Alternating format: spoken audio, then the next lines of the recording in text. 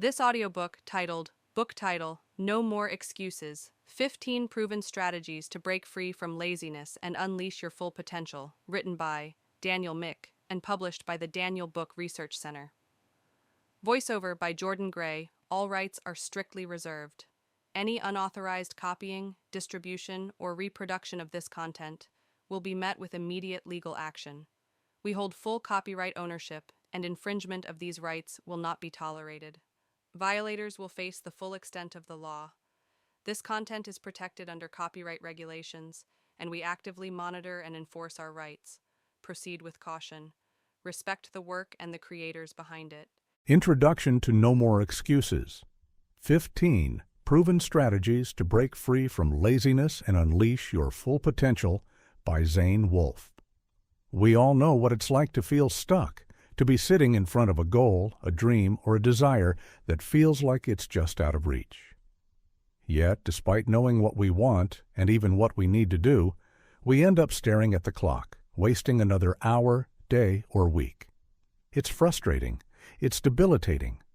It's easy to tell ourselves we'll start tomorrow, but tomorrow never comes. You've heard it all before. If you want it badly enough, you'll make it happen. But if you're like most people, you've probably come across a major roadblock along the way. Laziness, it's sneaky, it's persistent, and worst of all, it makes you feel like you're not capable of accomplishing what you know you're capable of. Let's get this out in the open right now. Laziness is a killer, not just for productivity, but for dreams, potential, and even your own self-worth. If you've ever heard the saying, if you're not moving forward, you're falling behind, then you've seen how laziness is a threat to everything you care about. And even though deep down you know you're capable of greatness, laziness convinces you to wait until the perfect moment or to ignore that nagging feeling of guilt. Before long, your dreams slip further away. But here's the good news. You don't have to live like this forever. You don't have to let laziness define who you are, and you certainly don't have to let it control your destiny. No More Excuses is your roadmap out of the cycle of procrastination, indecision, and unfulfilled potential. It's time to break free. It's time to take control of your life, to rediscover your motivation, and to push past the barriers that have been holding you back. This book isn't about quick fixes or empty promises. The strategies within these pages are rooted in real, actionable steps, proven tactics that have helped countless people stop making excuses and start living the lives they've always dreamed of. Whether you're someone who is paralyzed by the weight of your own potential or someone who just feels overwhelmed by the sheer volume of goals you want to tackle, you'll find strategies here that will not only help you take the first step, but will carry you all the way to your finish line. The problem. Laziness isn't just about lack of effort. We often think of laziness as a simple matter of not doing enough, just sitting on the couch, scrolling through social media, or binge-watching shows we've already seen. While these things are certainly a part of it, laziness is much deeper than that. It's about a lack of urgency, of purpose, and sometimes fear. Laziness is rooted in a complex web of mental and emotional blocks that keep us stuck. It's procrastination masked as comfort. It's feeling overwhelmed by the idea of starting something big and retreating into the safety of doing nothing. At its worst, laziness becomes a protection mechanism. It convinces us that we're not capable, that failure is inevitable, or that success is too hard to achieve. What laziness really does is rob you of your potential. It keeps you from tackling that big project, from finishing the novel you started writing 3 years ago, or from pursuing that career path you know would make you truly happy. Worse, it tells you that tomorrow will be different. But tomorrow always comes with the same excuses, the same delays, and the same cycle of guilt and frustration. But No More Excuses is your chance to break free. It's your wake-up call, your moment of clarity, and your action plan for how to get unstuck and start building the life you've always known you deserve. The power of taking action. In these pages, we'll explore 15 proven strategies designed to help you crush laziness, overcome procrastination, and unlock your true potential. These aren't abstract ideas or motivational speeches that leave you feeling temporarily inspired, but with no clear path forward. These are tried and tested methods that have worked for people from all walks of life, people who are just like you, feeling stuck, distracted, and unsure of how to make lasting changes. But first, let's talk about one of the most important ideas that underpins everything in this book: action. You've heard the phrase, action speaks louder than words. In the context of overcoming laziness, action is everything. If you don't take action, no matter how many books you read, how many seminars you attend, or how much motivation you gain from inspirational quotes, you won't see results. The real magic happens when you decide to do something, no matter how small, and commit to it. When you take action, even in the smallest way, you build momentum. It's like starting a snowball rolling down a hill. It begins small, but as it picks up speed, it grows into something powerful. The key to breaking free from laziness isn't waiting for motivation to strike. It's about taking action first and allowing motivation to follow. That's what this book is all about, giving you the tools to take that first step, no matter how daunting it might seem. It's about taking consistent, deliberate action until you reach your fullest potential. What to expect in No More Excuses. In each chapter of this book, you'll discover a new strategy designed to help you overcome laziness and unlock your potential. Some strategies are about reframing your mindset and changing the way you think about work and productivity. Others are about implementing specific tools or techniques that will help you stay organized, focused, and energized. Whether it's about learning how to set crystal clear goals, breaking tasks into manageable steps, or building habits that foster productivity. Every chapter is packed with practical advice and real-world examples. You won't find fluff here. Instead, you'll get straightforward, actionable steps you can implement right away to start seeing results. Some of the key takeaways you'll gain from this book include how to shift your mindset from procrastination to action tools for overcoming the mental barriers that keep you stuck. Proven systems to build unstoppable productivity habits. How to maintain your motivation even when life gets in the way. You won't just read about these strategies. You'll be encouraged to put them into practice immediately. Because as we'll talk about throughout the book, the real key to success is not just knowledge, it's action. It's time to start. If you've spent years caught in the cycle of laziness and procrastination, it's time to stop making excuses. No more waiting for the right time. No more hoping for motivation to magically strike. The time for change is now. By the end of this book, you will no longer be the person who always finds an excuse to delay their dreams. You'll be the person who takes action, who pushes past fear, and who gets things done. You'll unleash your full potential, and you'll be amazed at what you can accomplish when you stop making excuses. So, let's begin. The journey to a more productive, successful, and fulfilled life starts here, with this simple decision. No more excuses. Chapter 1. The Power of Taking Action. What is laziness? Laziness is one of those concepts we all think we understand, yet it often evades clear definition. It's easy to label ourselves or others as lazy, but doing so can oversimplify the issue and hinder real progress. To truly overcome laziness and unlock our potential, we must first dissect its meaning and understand how it operates within us. At its core, laziness is not just about avoiding work or procrastinating. It's a behavior driven by an internal resistance, a reluctance to take action despite the awareness that doing so would lead to positive outcomes. It's a trap many of us fall into. We know what we should do, but somehow we keep putting it off. This phenomenon is not only frustrating, but also self-sabotaging. The roots of laziness. Laziness often arises from a complex mix of factors, psychological, emotional, and even environmental. It's not just about being unmotivated or lazy in the traditional sense. Sometimes laziness is a coping mechanism for deeper issues, such as fear, perfectionism, or a lack of confidence. It can be a way of avoiding discomfort or failure, a way of staying in the safety of the status quo instead of stepping into the unknown. One of the biggest underlying causes of laziness is fear of failure. If you've ever caught yourself thinking, "What's the point? I'll probably fail anyway," you've experienced this fear in action.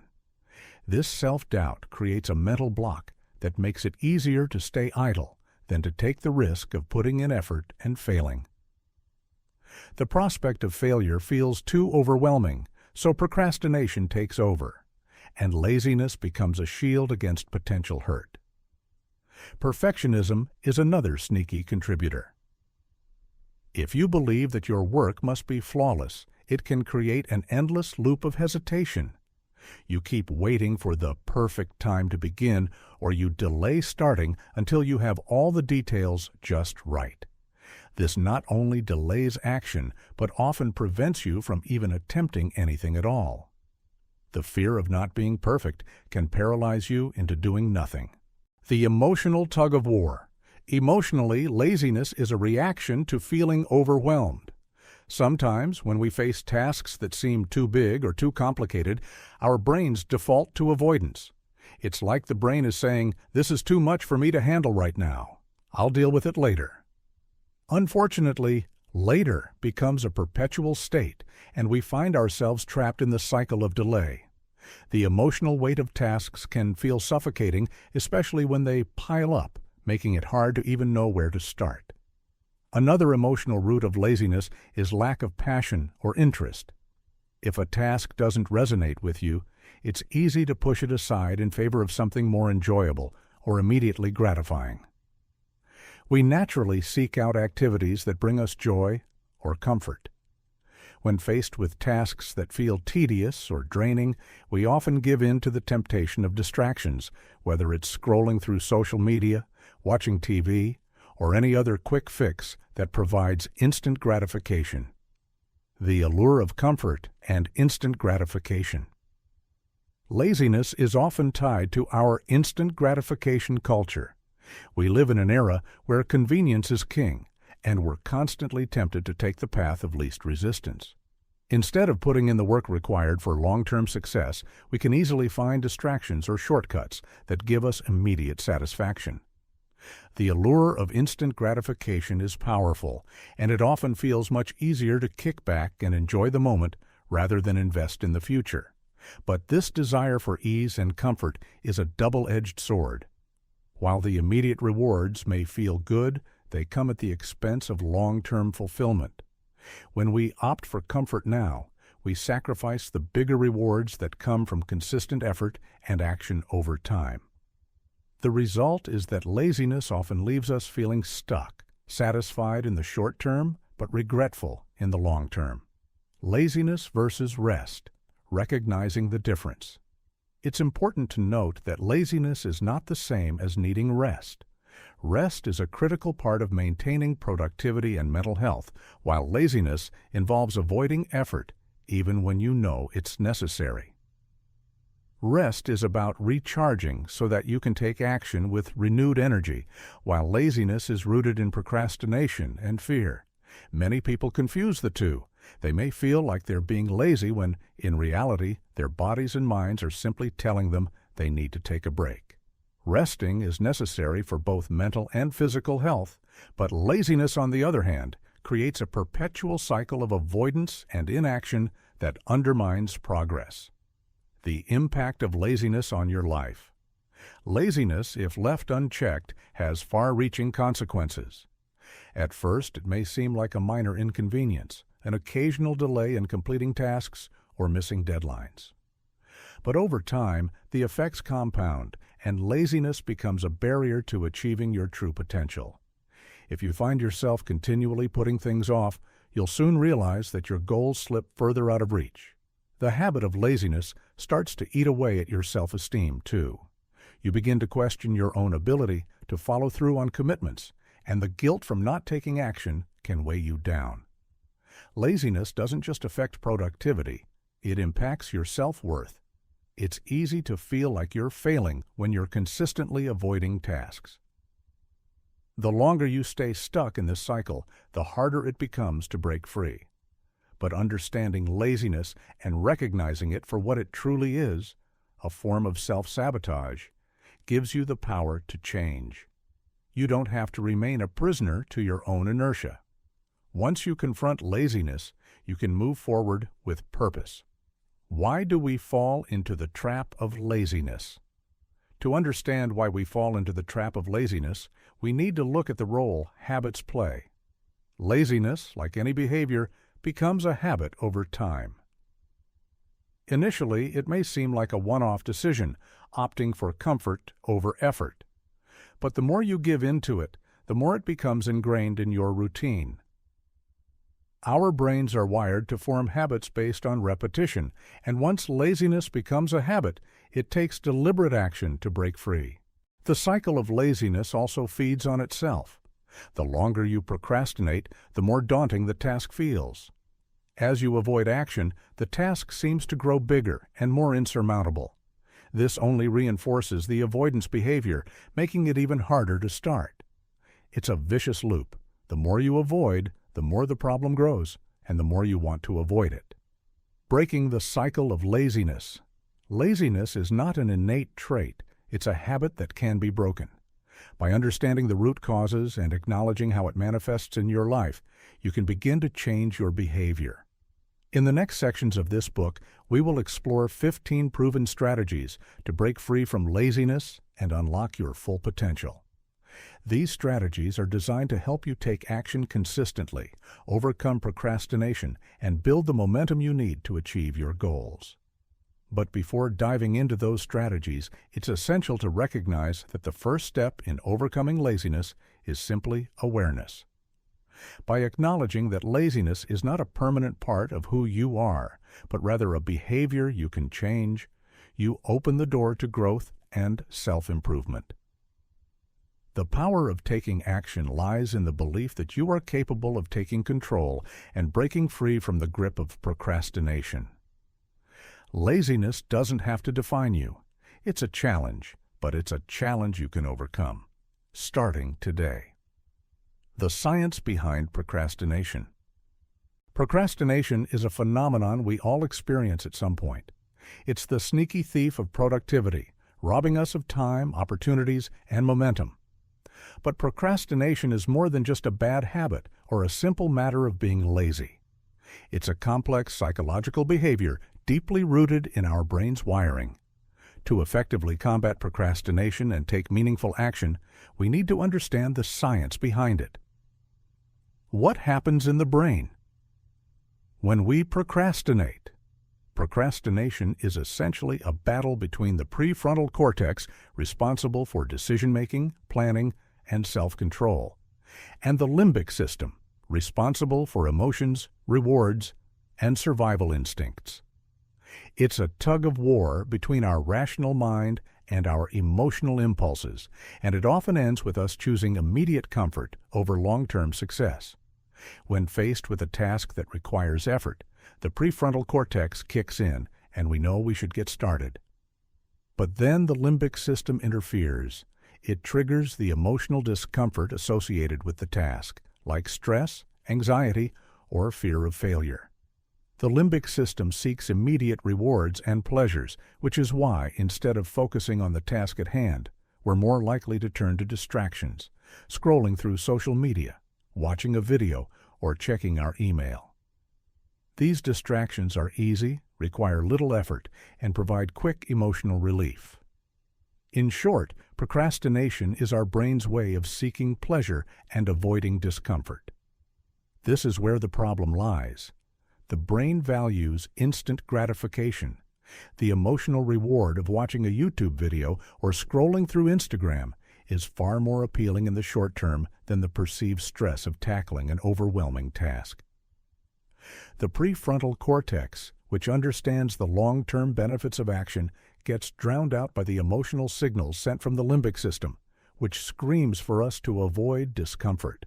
The role of dopamine in procrastination, Dopamine, the brain's feel-good chemical, plays a huge role in procrastination. When we engage in pleasurable activities such as eating, socializing, or watching a movie, our brains release dopamine, reinforcing those behaviors. This natural reward system encourages us to repeat actions that bring pleasure, creating a cycle of behavior. The issue with procrastination is that the tasks we avoid, whether it's starting a project, cleaning the house, or completing a work assignment, typically don't offer immediate rewards. The act of starting something challenging or boring doesn't release dopamine in the same way. Instead, the tasks feel like a long road full of potential frustration and difficulty. As a result, our brains are less inclined to start the task and more likely to seek out things that offer instant dopamine rewards. These distractions are easier and more enticing, creating an ongoing cycle of procrastination. The more we procrastinate, the more we reinforce this pattern of behavior. Each time we put off a task, we reinforce the brain's tendency to seek immediate pleasure, making it harder to break the cycle. The now bias. Our love for immediate gratification. Human beings have a built-in bias toward immediate gratification. We are wired to seek rewards in the present moment rather than wait for delayed benefits. This bias is part of our evolutionary biology.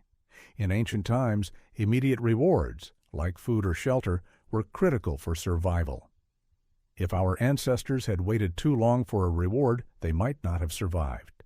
This survival instinct has been passed down, and it's embedded deep in our neural wiring. In modern society, however, this instinct often works against us. The long-term benefits of tasks like working on a career, studying for a degree, or exercising for health don't provide the immediate rewards our brains crave. Instead, they require effort, patience, and time. When faced with these tasks, we opt for things that provide instant gratification, checking social media, watching TV, or eating junk food. This leads to procrastination, as we choose short-term pleasure over long-term fulfillment. The now bias is the brain's way of telling us to focus on the present moment and disregard future consequences. While this might have been advantageous in our evolutionary past, it often holds us back from pursuing our goals and achieving success in the modern world. The emotional toll of procrastination. Beyond the immediate distractions and chemical rewards, procrastination also has a significant emotional impact. It's not just about laziness or being unmotivated.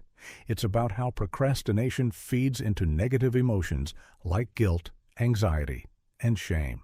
The cycle starts innocently enough. We delay a task because it feels overwhelming, boring, or stressful.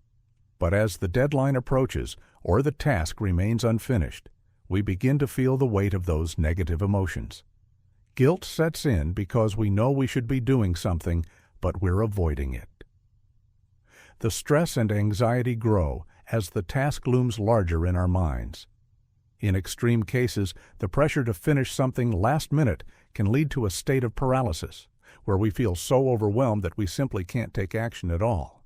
The problem is that the longer we procrastinate, the more intense these feelings of guilt and stress become.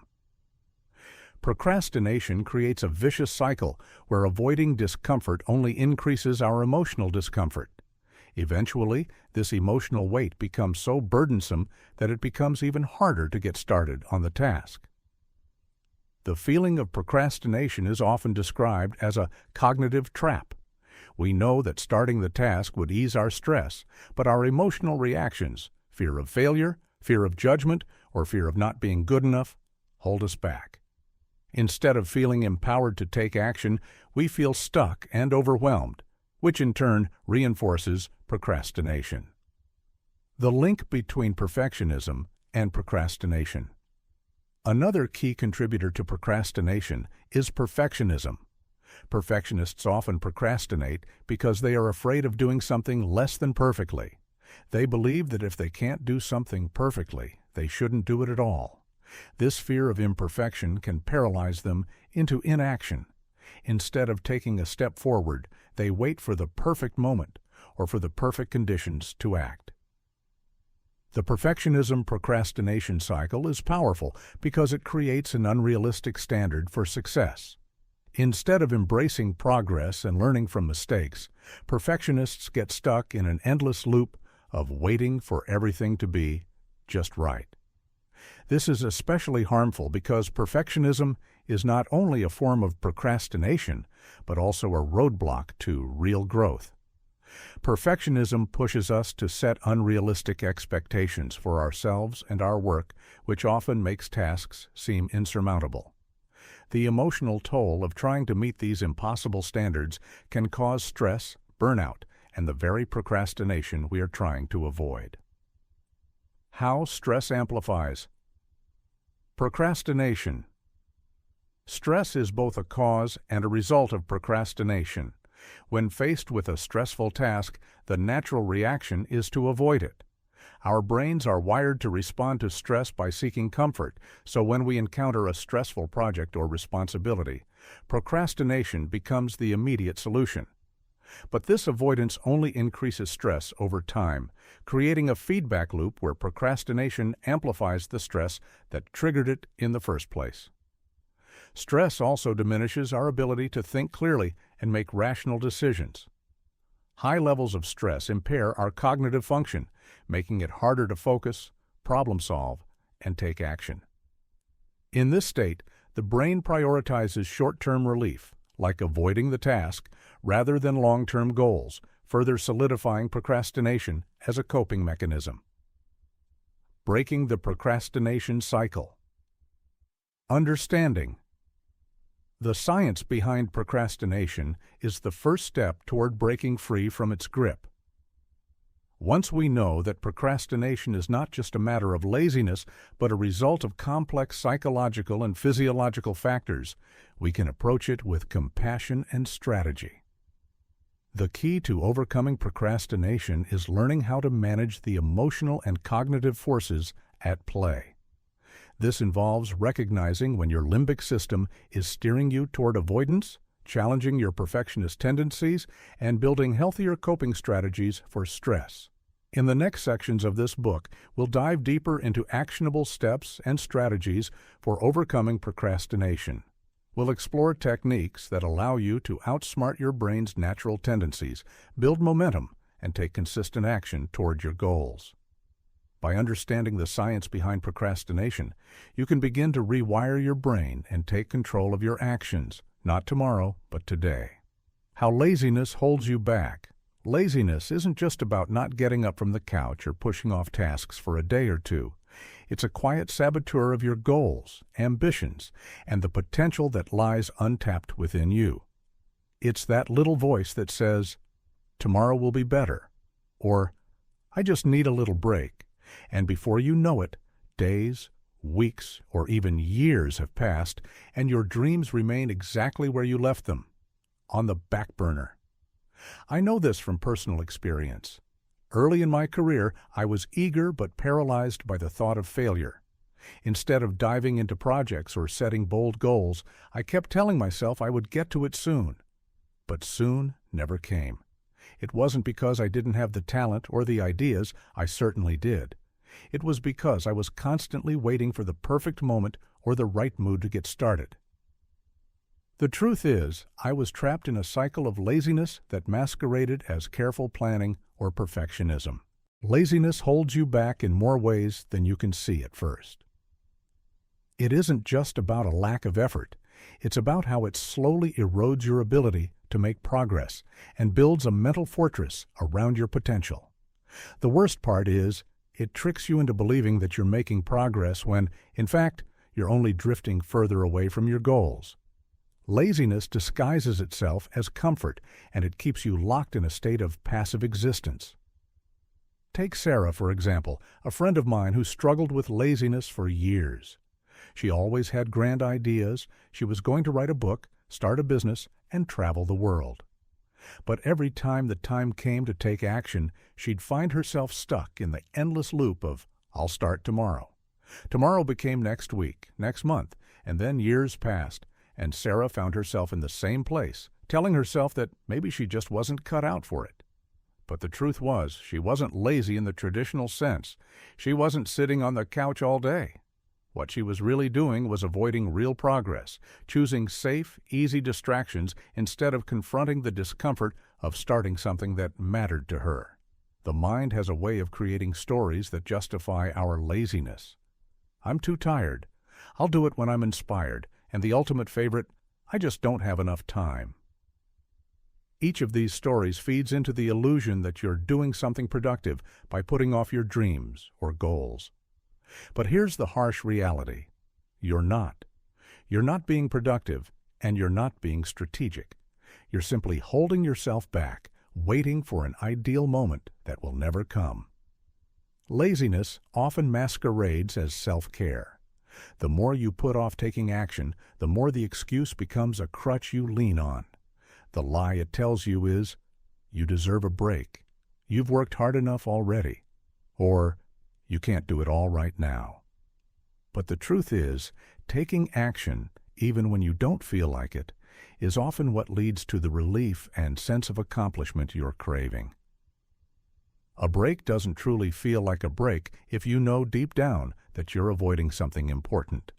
The mental strain of knowing you haven't acted on your goals is far heavier than the effort required to just get moving. This avoidance of action is what I call the comfort zone trap. Your comfort zone isn't a cozy, happy place, it's a prison. Every time you choose comfort over action, you're locking yourself in a cell made of excuses, self-doubt, and complacency. The irony is that the more you stay in your comfort zone, the less comfortable it becomes. You begin to feel stagnant, frustrated, and stuck, yet the idea of pushing beyond that comfort zone feels terrifying. Laziness, in this sense, doesn't just prevent you from doing things. It convinces you that you're doing enough by merely existing within your safe space. The truth is, laziness doesn't just prevent you from reaching your goals. It keeps you from learning. When you procrastinate or avoid action, you're robbing yourself of valuable experiences and lessons. The process of trying, failing, and adjusting is where growth happens. Each time you take action, you'll learn something new, whether it's a hard lesson or a small win. But laziness convinces you to stay on the sidelines, and while you watch others succeed, you fall deeper into the pit of inaction. A common misconception about laziness is that it's linked to a lack of discipline or willpower. While that might be true in some cases, more often than not, laziness is a result of deeper psychological mechanisms at play. It's the fear of failure, the fear of success, the discomfort of uncertainty, and the dread of imperfection. All these things build a barrier between where you are and where you want to be. This fear can be paralyzing, but it isn't always obvious. Many of us don't even realize we're avoiding action because we're afraid of how it might turn out. The irony here is that staying still isn't safer. It's just a different kind of risk. If you stay stuck in the same spot, you're gambling with your future. You're gambling with the chance to live the life you've imagined. Imagine, for a moment, that you could conquer laziness. What would that look like for you? How would it change your life if you stopped putting off your goals and simply took action? Would you start that blog, write that book, take that course, or make that phone call? The moment you step out of the fog of laziness and into the light of action is when everything starts to change.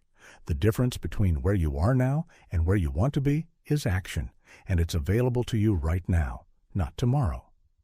Laziness is a slow killer of dreams. It doesn't kill your ambitions overnight, but over time it gradually erodes your confidence and motivation. It steals small pieces of your potential, leaving you with the feeling that life is passing you by.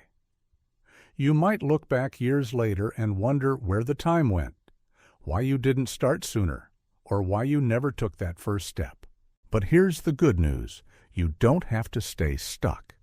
Laziness is not a permanent part of who you are. It's a habit, and like any habit, it can be broken. The first step is recognizing that you're not powerless against it. The second step is taking action, even when it feels uncomfortable. Action is the antidote to laziness. Every step you take, no matter how small, breaks down the mental wall laziness has built around you. When I was in my own battle with laziness, I realized something that changed everything. I wasn't waiting for the right moment to act. I was waiting for the moment I felt ready. And that moment would never come. It wasn't about waiting for motivation or inspiration. It was about pushing through the discomfort, showing up, and taking action anyway. Once I started moving, even in small ways, the momentum carried me forward. And that's the trick. Laziness won't simply disappear because you wish it would. It's not a magic switch you can turn off. It's about consistently showing up, even when you don't feel like it. The more you take action, the more you prove to yourself that you are capable of doing hard things. The more you break free from laziness, the easier it becomes to keep going. So, don't let laziness hold you back any longer.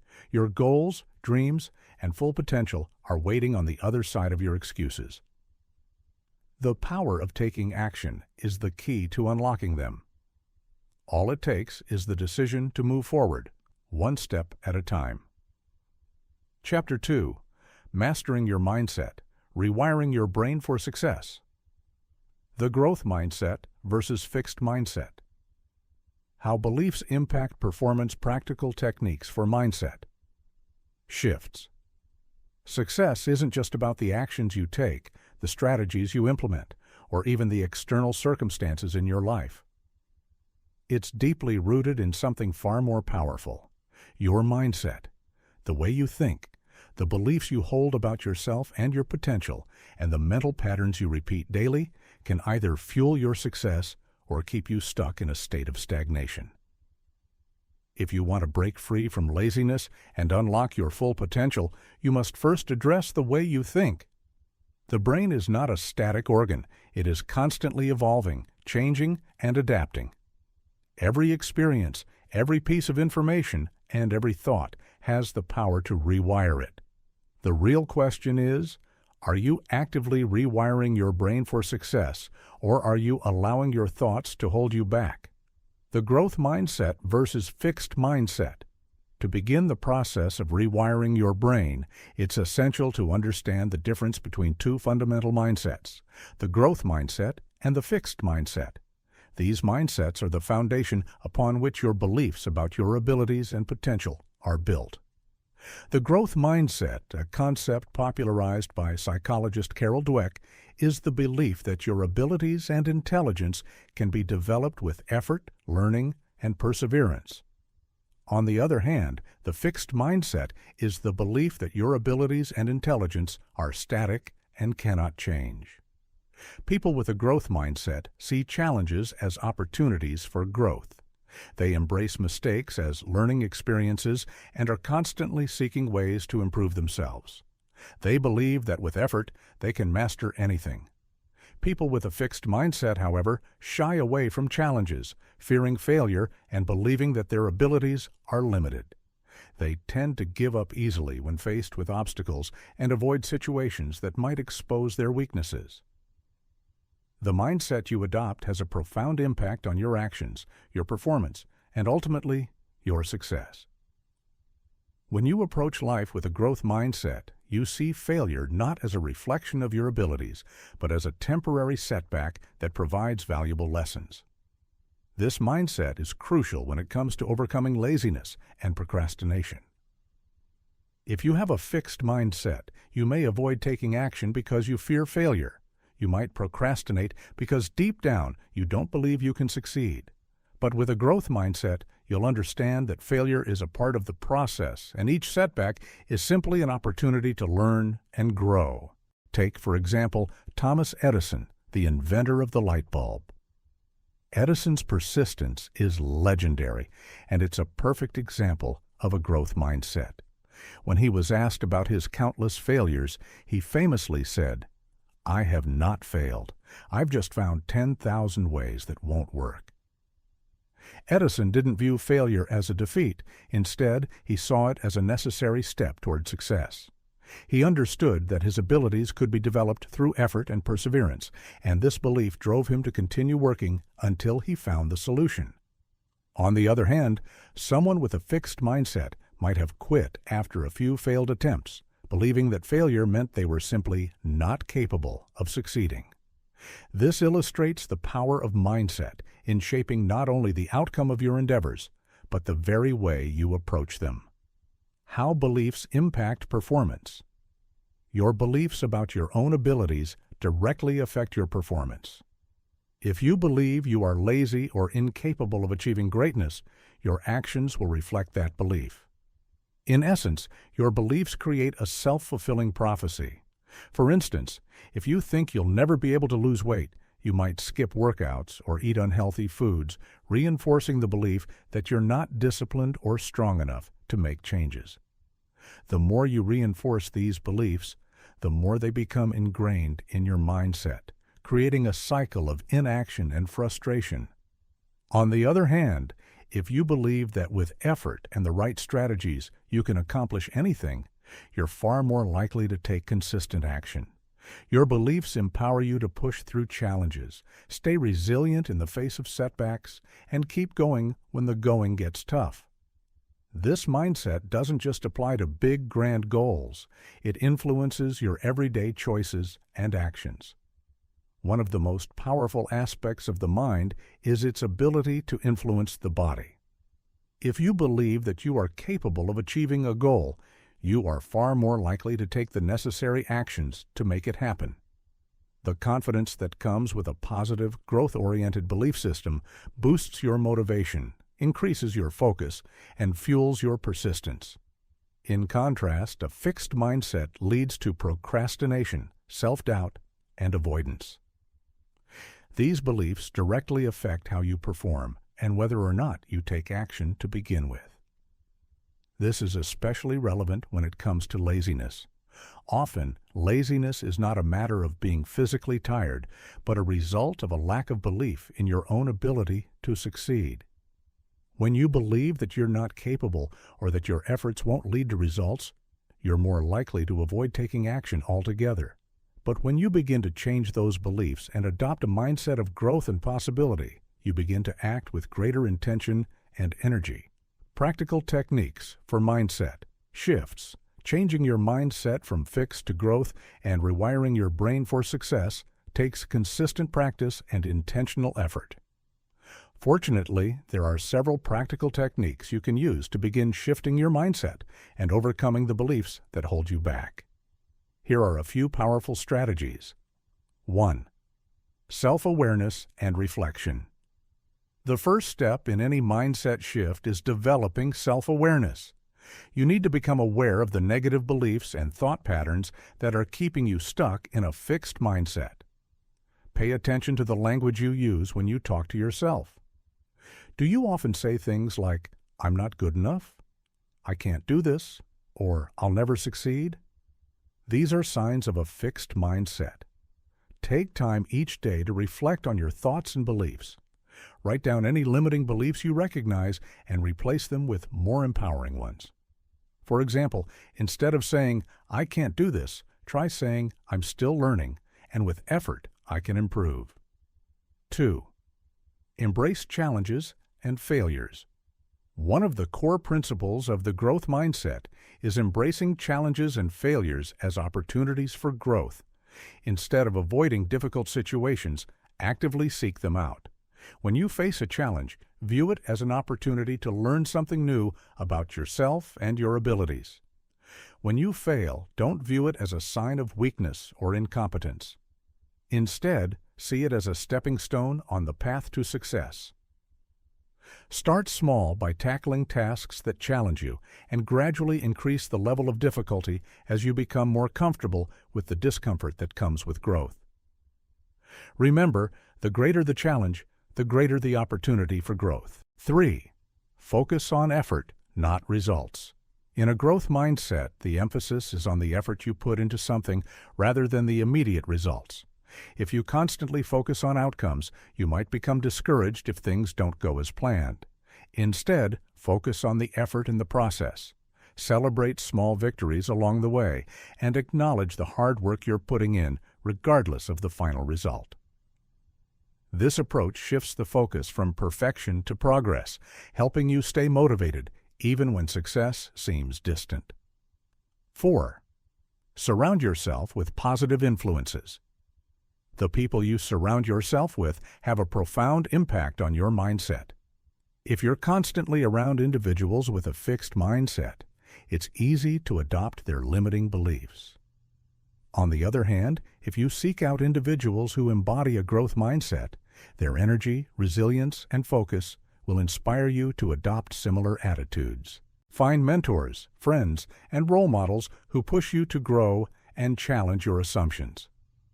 Surrounding yourself with people who believe in growth will help reinforce your own belief in your potential. 5. Practice. Positive affirmations. Affirmations are a powerful tool to rewire your brain and shift your mindset. Positive affirmations help you challenge and replace the negative beliefs that hold you back. Start each day by repeating affirmations like, "I am capable of growth," "I embrace challenges," or "I am worthy of success." Over time, these affirmations will replace limiting beliefs, reinforcing a mindset that supports your goals. Overcoming self-doubt and fear. The power of self-talk. Managing imposter syndrome. Creating confidence with action. The road to overcoming laziness and unleashing your full potential is not just about taking action. It's about conquering the internal barriers that keep you stuck in place. Self-doubt, fear, and a lack of confidence can be the greatest obstacles standing between you and your success. If you want to break free from procrastination, push past laziness, and achieve your goals, you must first deal with the mental roadblocks that prevent you from taking consistent, decisive action. In this section, we'll explore how to overcome self-doubt, manage imposter syndrome, and create lasting confidence through practical action. The power of self-talk. If you want to understand why you procrastinate or avoid taking action, look no further than your own thoughts. Your internal dialogue or self-talk has an immense impact on your behavior. Self-talk is the constant stream of thoughts that run through your mind throughout the day. It shapes how you view yourself, your capabilities, and the world around you. For many people, this internal dialogue is negative, critical, and self-defeating. Consider a situation where you have an important task to complete, whether it's writing a report, finishing a project, or taking on a new responsibility. The moment you think about the task, your self-talk might sound something like this. "I'm not good enough for this. What if I fail? I'm not cut out for this job. Maybe I'll just leave it for tomorrow." This kind of thinking leads to avoidance, procrastination, and ultimately, inaction. Self-doubt often stems from this type of negative self-talk. The more you tell yourself that you're not capable or that you're going to fail, the more you reinforce those beliefs. This vicious cycle of self-criticism keeps you stuck in a state of inaction and fear. However, the good news is that you can change this. The key to overcoming self-doubt lies in taking control of your self-talk. Positive self-talk is a tool that can help you shift from a place of fear and doubt to one of confidence and action. When you begin to challenge and replace negative thoughts with more supportive, encouraging messages, you rewire your brain to approach challenges with optimism and courage.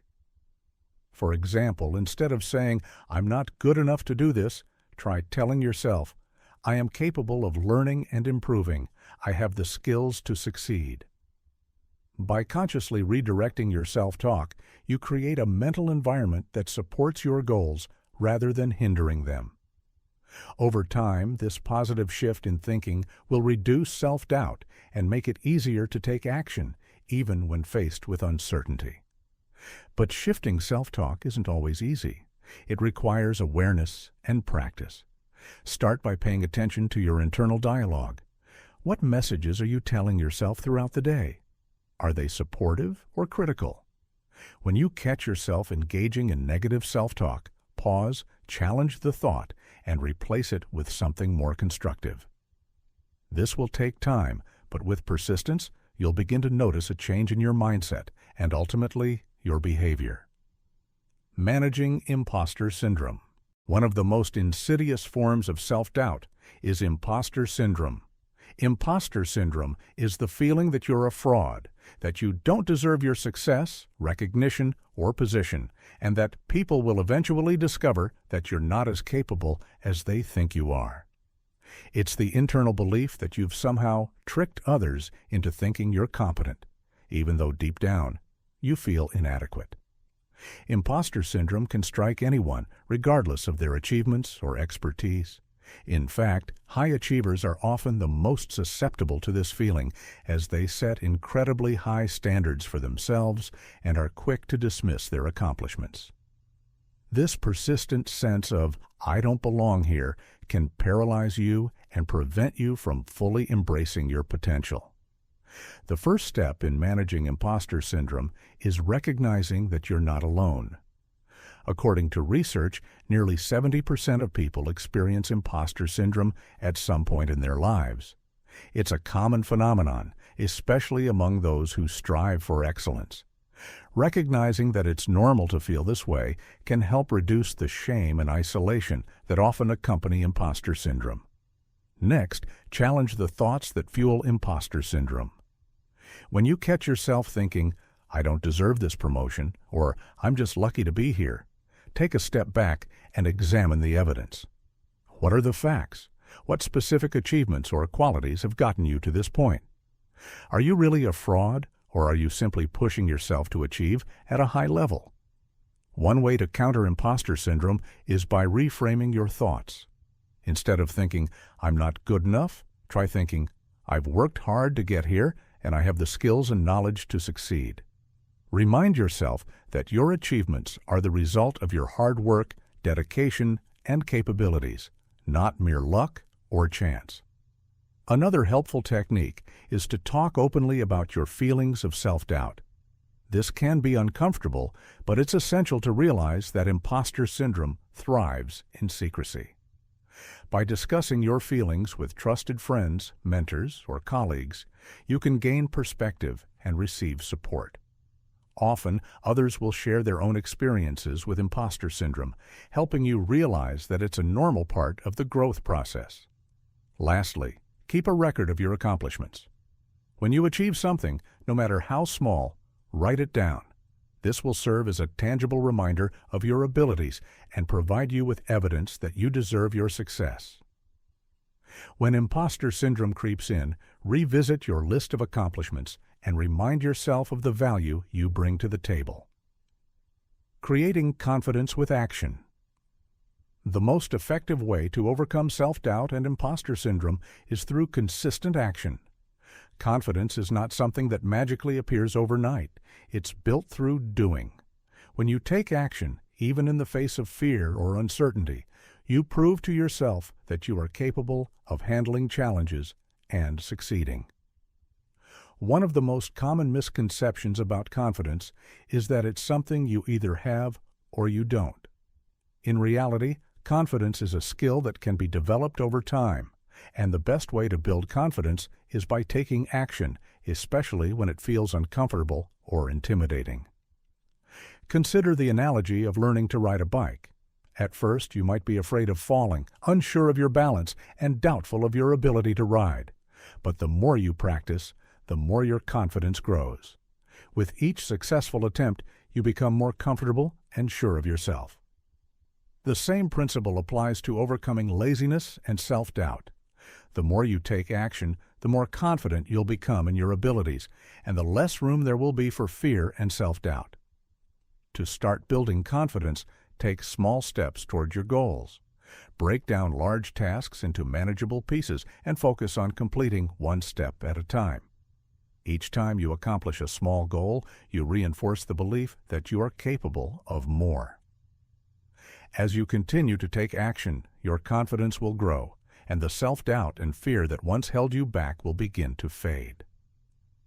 Another key to building confidence through action is embracing the concept of progress over perfection. Often, we avoid taking action because we fear that the results won't be perfect. But perfection is an illusion. The key to building momentum and gaining confidence is focusing on progress, no matter how small. By consistently making progress, you prove to yourself that you are capable of achieving your goals. One powerful strategy for creating confidence through action is to create an achievement journal. Each day, write down one thing you accomplished, whether it's a small task or a big win. This simple practice helps you track your progress and serves as a reminder of your capabilities. When you look back at your journal, you'll see how much you've accomplished, which will fuel your confidence to continue taking action. Building mental toughness. The role of discipline in success? Using adversity as fuel developing resilience for long-term growth. When it comes to overcoming laziness and reaching your full potential, the journey is never smooth. The road to success is filled with obstacles, setbacks, and moments where you'll question whether it's even worth it. But the difference between those who succeed and those who falter doesn't lie in their abilities or intelligence. It lies in their mental toughness, the ability to keep going when things get tough, to stay disciplined when distractions arise, and to turn adversity into fuel for future success. In this section, we'll dive deep into how you can build mental toughness, master discipline, and use adversity to become stronger on your path to long-term growth. The role of discipline in success. Discipline is often seen as the foundation of mental toughness. Without discipline, it's almost impossible to achieve anything of lasting value. Discipline is the ability to push through discomfort, stay focused on the long-term goal, and resist the urge to take shortcuts or give in to instant gratification. Without it, procrastination wins, distractions pull you off course, and laziness has the upper hand. But here's the catch. Discipline isn't something that just magically appears when you need it most. It's a muscle that must be built and exercised regularly. Every time you make a choice that aligns with your long-term vision, whether it's waking up early to work on your goals, saying no to a tempting distraction, or sticking to a workout routine despite feeling tired, you are strengthening that muscle. Let's take a look at the story of Tom, a man who had been stuck in a cycle of laziness for years. Tom had dreams of becoming a successful entrepreneur, but his daily routine was filled with procrastination, binge-watching TV, and avoiding anything that required effort. His goal seemed far out of reach because every time he tried to take action, he would falter. But one day, Tom made a decision to change. He started by waking up early every morning, even when he didn't feel like it. He forced himself to sit down at his desk for an hour each day, working on his business idea, even when he felt the pull to check social media or take a nap. At first, it was incredibly difficult. His mind screamed at him to quit, to relax, to do something easier. But Tom pushed through. Each day that he followed through, he strengthened his discipline. Slowly but surely, his business began to take shape. His discipline turned into results, and his mental toughness grew with every small victory. Discipline doesn't require extreme actions or drastic changes overnight. It starts with small commitments and the willingness to show up for yourself, even when it's hard.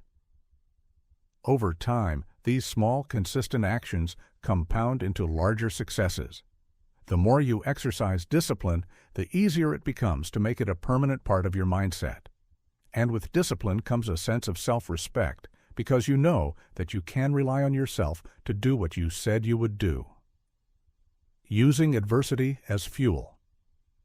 If you've ever faced a setback, whether it was a failed project, an embarrassing mistake, or a major life challenge, you know how easy it is to let those moments defeat you. It's tempting to throw in the towel, to give up, and to sink into self-pity. But the reality is that adversity doesn't have to be the end of the road. It can be the very thing that propels you forward if you choose to use it as fuel. Adversity, while painful and often unwelcome, has the potential to build mental toughness and resilience. When you face hardship, you're forced to adapt, to push past discomfort, and to find creative solutions. These are the experiences that shape your character and make you stronger.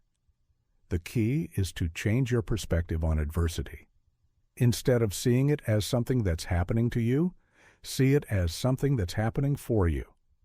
Take the story of Sarah, a young woman who was working her dream job in a prestigious marketing firm. After years of working hard to get there, she was suddenly laid off due to budget cuts. At first, Sarah was devastated. She had always prided herself on being the best in her field, and now she was left without a job. The thought of starting over, of facing the uncertainty of her future, felt overwhelming. But Sarah decided to approach the situation differently. She refused to let her layoff define her. Instead, she viewed it as an opportunity to reassess her career and her life. She used her newfound free time to upgrade her skills, connect with industry leaders, and learn more about entrepreneurship. What began as a painful setback eventually turned into a springboard for her success. Within a year, Sarah had launched her own marketing consultancy, and her business was thriving. Sarah's story is a perfect example of how adversity can be used as fuel. Rather than giving in to the pain and frustration of her situation, Sarah chose to learn from it, grow from it, and use it as motivation to pursue her dreams. When life throws obstacles your way, you have the choice to let it break you or to use it to build yourself up. The next time you face adversity, remember that it's not the end of the road. It's simply a detour. Embrace the discomfort, look for the lesson, and let it fuel your growth. You have the power to turn any setback into an opportunity for improvement. Developing resilience for long-term growth. Mental toughness is not something that can be built overnight. It's a lifelong process of strengthening your mind, overcoming challenges, and continuing to show up even when things get tough. One of the most important aspects of mental toughness is resilience, the ability to bounce back from setbacks, learn from failures, and continue to move forward. Resilience is what separates those who give up after a few failed attempts from those who keep going until they succeed. It's the ability to persevere in the face of challenges, to pick yourself up after a fall, and to keep your eyes on the long-term vision, even when the road ahead seems uncertain. Resilience is developed through practice and experience. Each time you face a setback, you have the opportunity to grow stronger. It's not the failure itself that determines your future success, but how you respond to it. Will you let it define you, or will you use it as a stepping stone to something greater?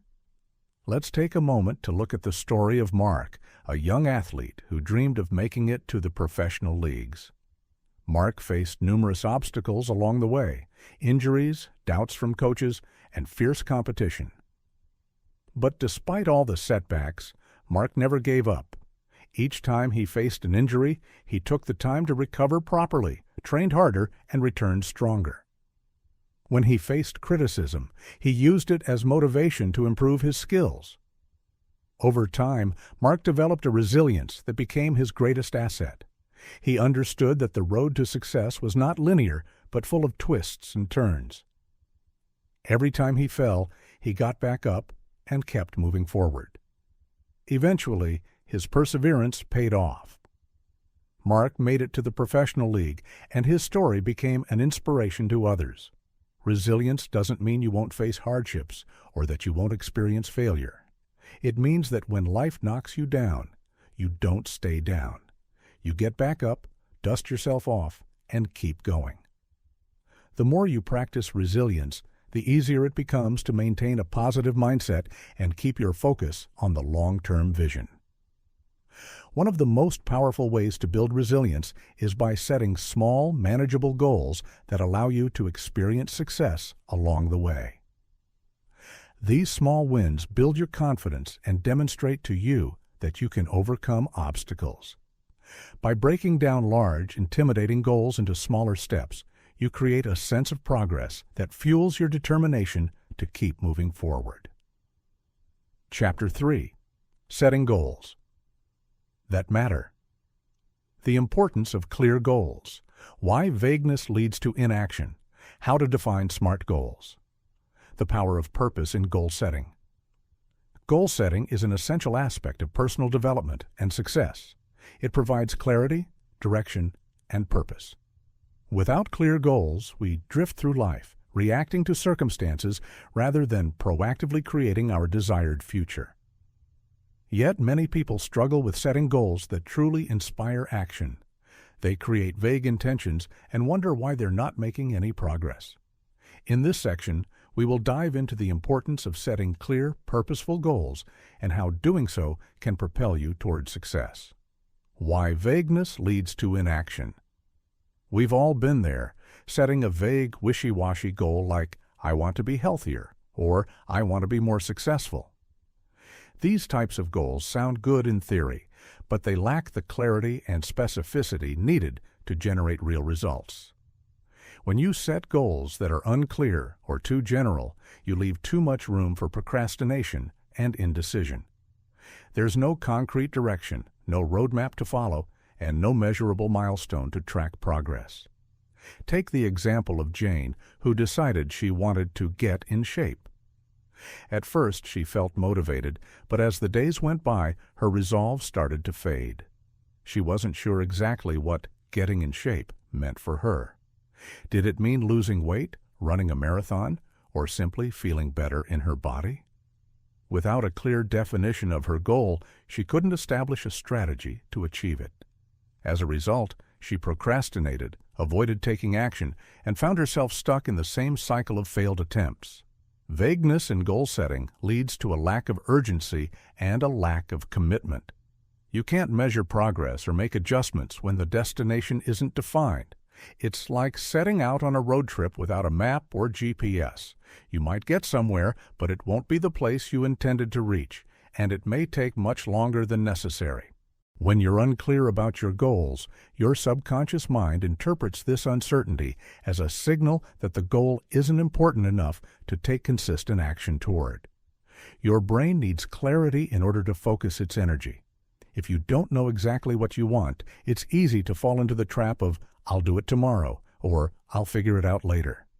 This vagueness creates a mental fog that keeps you from taking meaningful steps forward. How to define SMART goals. The antidote to vagueness is specificity. To overcome the inertia that comes with unclear goals, you need to define goals that are precise, measurable, and actionable. This is where the SMART goal-setting framework comes into play. SMART goals are an effective tool for turning vague aspirations into concrete objectives that you can actually work toward. SMART stands for specific, measurable, achievable, relevant, and time-bound. Let's break down each of these elements to understand why they're so powerful. Specific. A goal is only effective if it's well defined. Instead of saying, I want to lose weight, specify exactly how much weight you want to lose and by when. For example, I want to lose 10 pounds in the next 3 months by working out 3 times a week and following a balanced diet.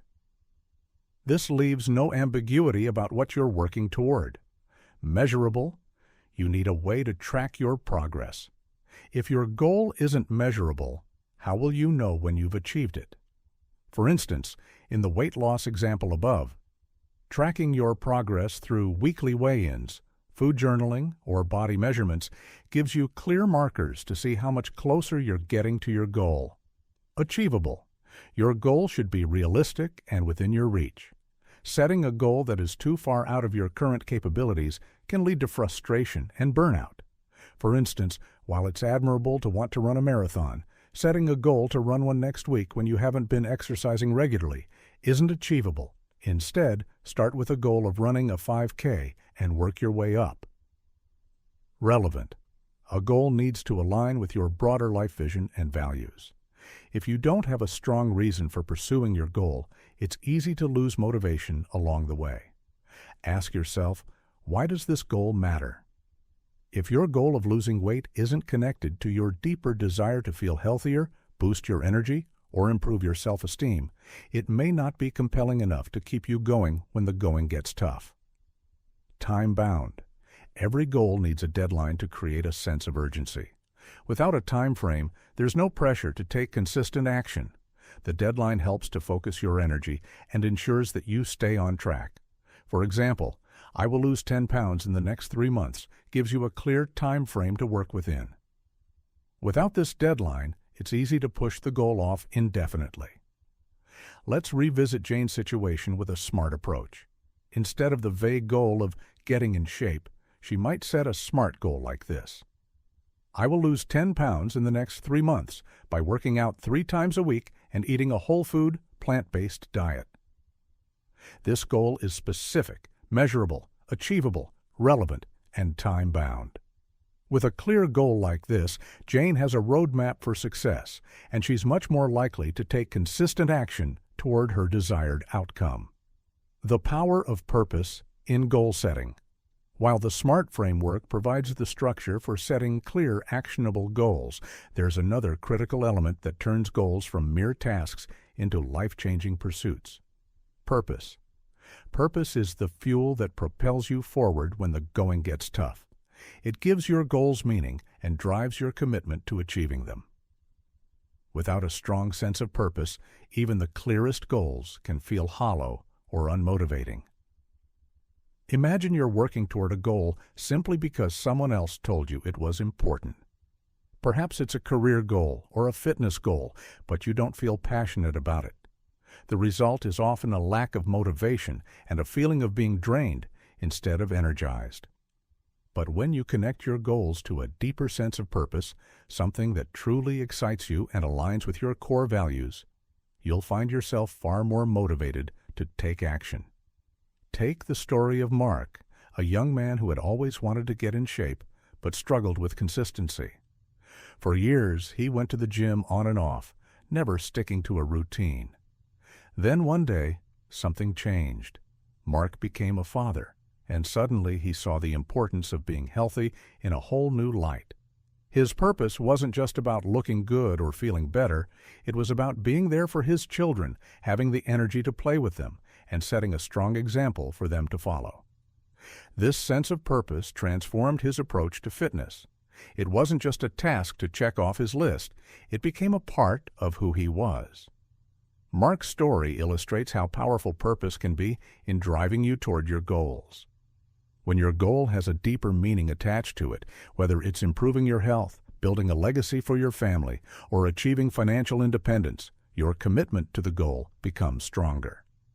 The process of working toward your goals will feel more fulfilling because you know that each step is aligned with something larger than yourself. Purpose creates a sense of urgency that transcends temporary obstacles or distractions. When you have a clear reason why you're working toward a goal, setbacks become less discouraging because you know they're part of the journey. You're not just working toward a destination, you're working toward a life that is more aligned with your deepest values and desires. Breaking goals into actionable steps, chunking down goals into manageable tasks.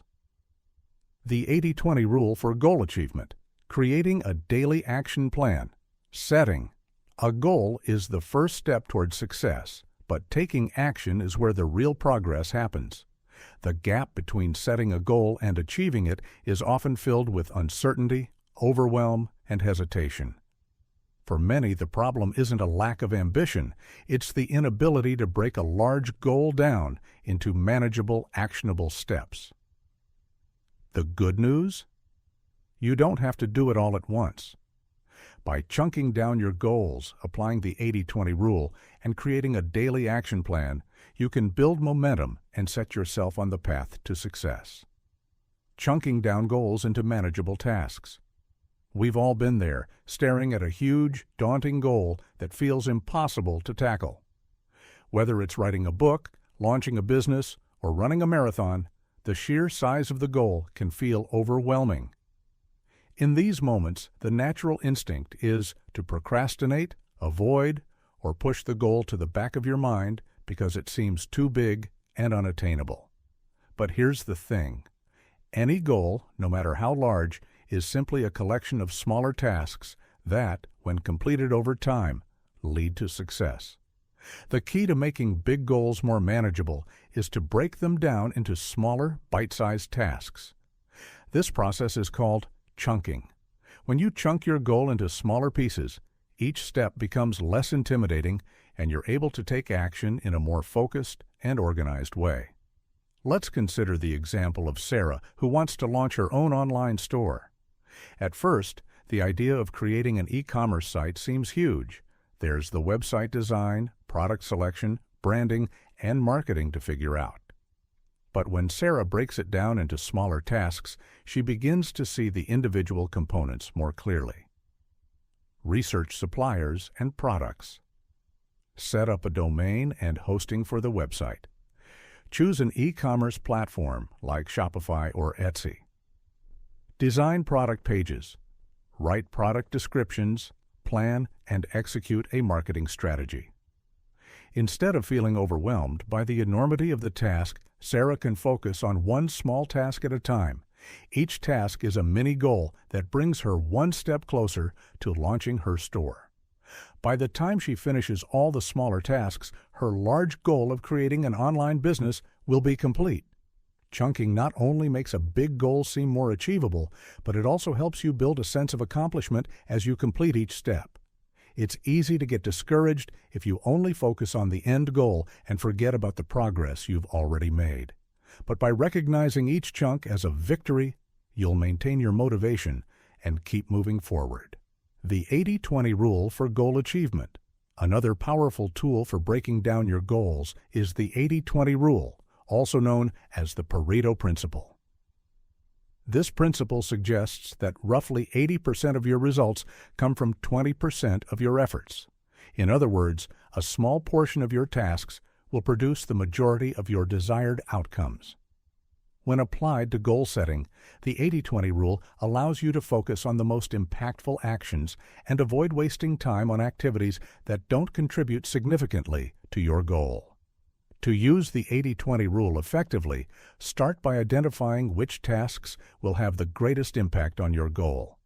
Instead of scattering your energy across many small, low-value tasks, focus your attention on the high-leverage activities that will get you closer to your goal the fastest. For example, if your goal is to increase your income by launching a side hustle, you might identify the following tasks. Research business ideas. Develop a business plan. Build a website. Create a product or service. Market your business. Handle customer service. Using the 80-20 rule, you might discover that researching business ideas and creating a product or service are the tasks that will yield the greatest return on investment. These tasks are high impact and directly related to building the foundation of your business. Conversely, tasks like spending hours designing your website or fine-tuning your logo might only contribute a small fraction to your success in the early stages of your business. The key to applying the 80-20 rule is to focus your efforts on the tasks that matter most. Instead of trying to do everything at once, identify the few actions that will drive the most significant results. Once you accomplish those high-leverage tasks, you can move on to the smaller details that support the larger goal. By focusing on the essential 20% of tasks, you avoid wasting time and energy on activities that don't make a significant difference in achieving your goal. This approach not only increases your productivity, but also reduces the feeling of overwhelm, as you'll know exactly where to focus your attention. Creating a daily action plan. Now that you've chunked down your goal and identified the 20% of tasks that will lead to the most results, it's time to create a daily action plan. A daily action plan is an essential tool for maintaining focus and consistency, which are key ingredients for goal achievement.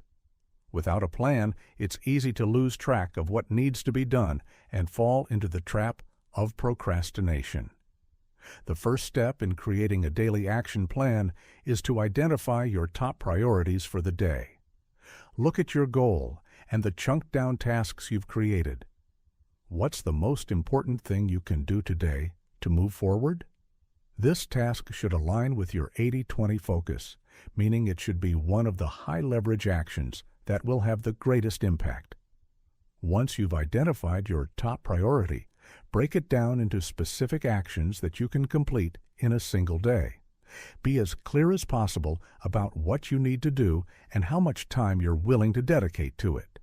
For example, if your goal is to write a book, your daily action plan might include tasks like write 1,000 words today, research a topic for tomorrow's chapter, edit the first 500 words from yesterday. By setting specific, measurable tasks for the day, you give yourself a clear roadmap for progress. It's easy to stay on track when you know exactly what you need to do and how long it will take. Furthermore, a daily action plan helps you avoid feeling overwhelmed by the bigger goal. When you break the work down into small, manageable tasks, the journey to success becomes more enjoyable and achievable. Here's how to create an effective daily action plan. Set your intention. Start your day by identifying your top goal and how it aligns with your bigger vision. Remind yourself of why you're doing this. List your tasks. Write down the specific actions you need to take today to move toward your goal. Make sure each task is realistic and achievable within the time frame. Prioritize. Rank the tasks in order of importance. What will have the most significant impact on your goal? Schedule time. Allocate time for each task in your calendar. Treat your daily action plan like a meeting with yourself. Review and adjust. At the end of the day, reflect on your progress. What did you accomplish? What can you improve tomorrow? Consistency is key when it comes to achieving big goals. A daily action plan helps you stay focused and avoid distractions. It encourages you to take small, consistent steps toward your goal each day. Over time, these incremental steps add up to massive progress. Setting goals is the first step toward success, but tracking your progress and staying accountable to those goals is where many people fall short. It's easy to start off strong, filled with excitement and motivation, but as time goes on, distractions and setbacks creep in. Without a solid system in place for tracking progress and a method of holding yourself accountable, it's all too easy to slip back into old habits and lose sight of your objectives. Tracking your progress and maintaining accountability is crucial for achieving any goal, whether big or small. It helps you stay on track, celebrate milestones, and make adjustments as necessary. The power of tracking systems. When you set a goal, you are essentially creating a roadmap for your future. But just as a traveler needs a map to guide them to their destination, you need a system to track your progress along the way. A tracking system is more than just a tool for measuring your success. It is a reminder of your commitment and a motivator to keep moving forward. The power of a tracking system lies in its ability to provide real-time feedback. It helps you see where you are in relation to where you want to be. Just like how you use a GPS to assess your current location and adjust your route, a tracking system allows you to check in on your progress and make necessary course corrections. It also provides visual proof of how far you've come, which can be incredibly motivating when you start to feel discouraged. Take the example of John, who is training for a marathon.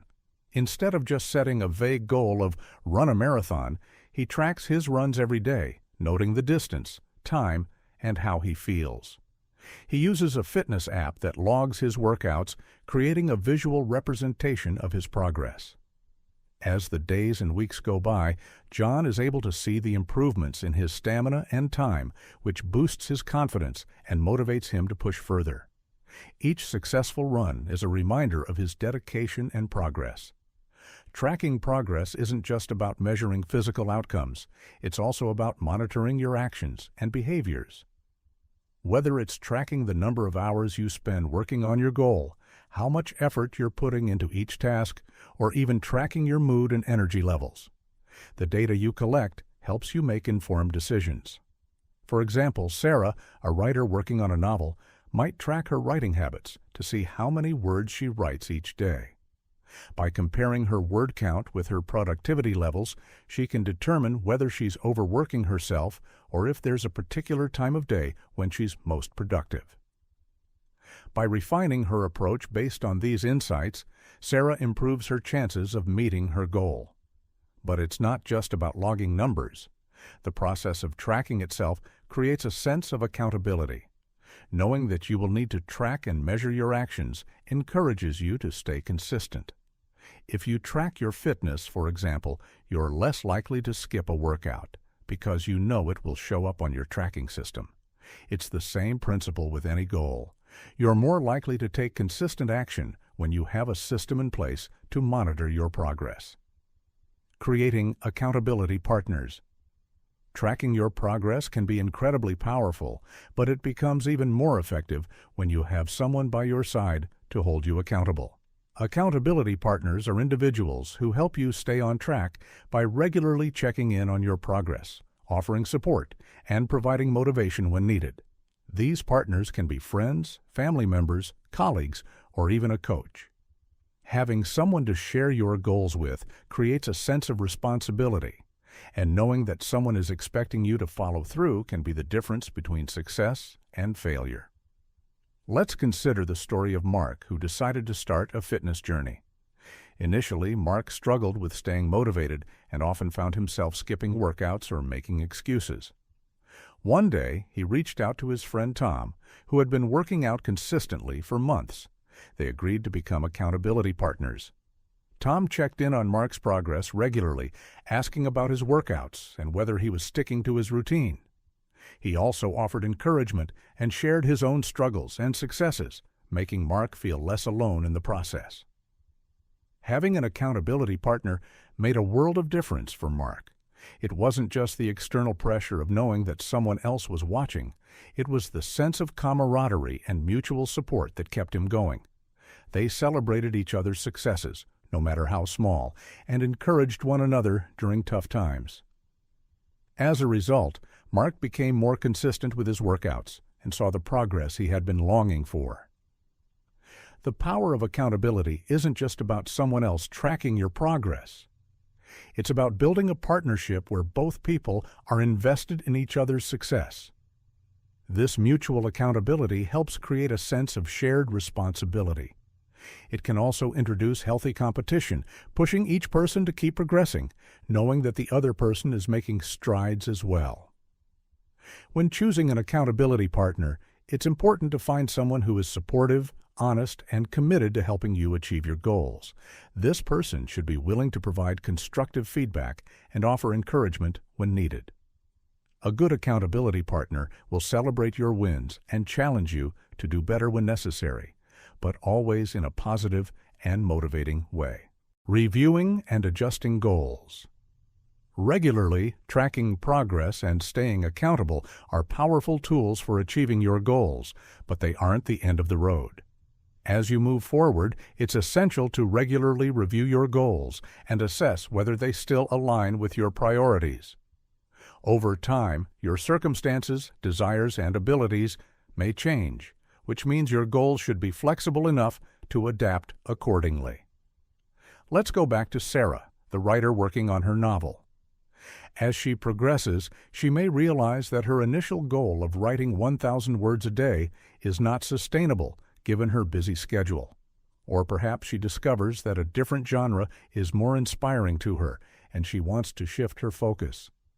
If she didn't take the time to review her goals regularly, she might end up stuck in a routine that no longer serves her.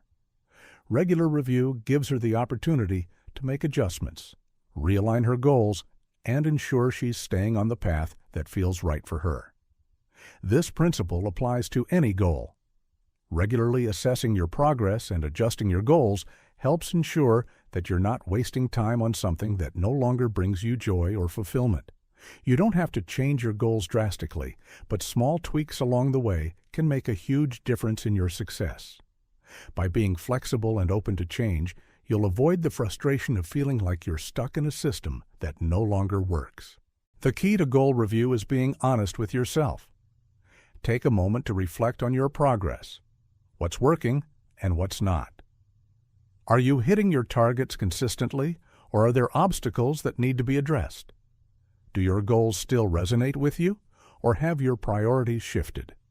By asking these questions regularly, you're able to make decisions that keep you moving forward, not stagnant in an outdated plan. Chapter 4. Building Productive Habits.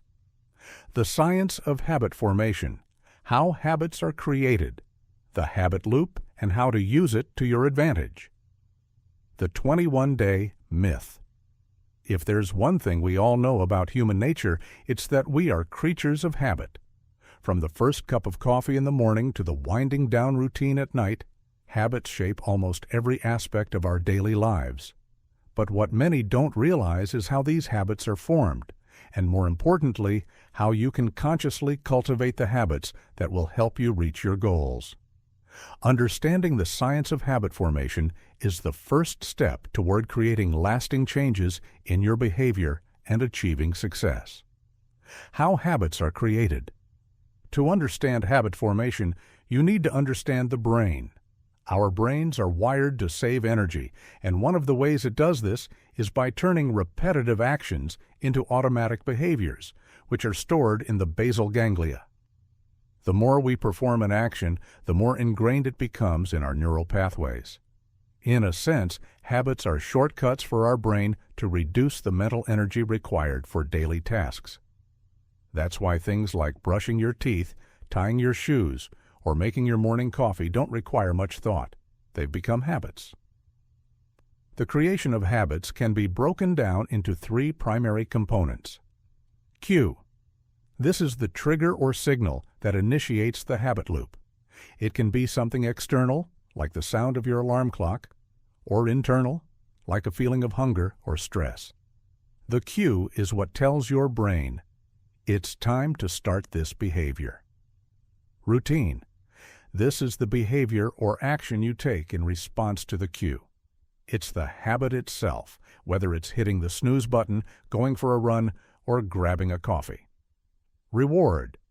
After completing the routine, you receive a reward, either tangible or psychological, that reinforces the behavior.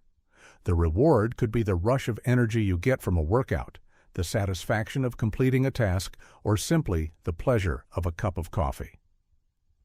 As you continue to perform this loop over time, it becomes stronger and more automatic. Eventually, you don't need to consciously think about it. It just happens. This is the essence of habit formation.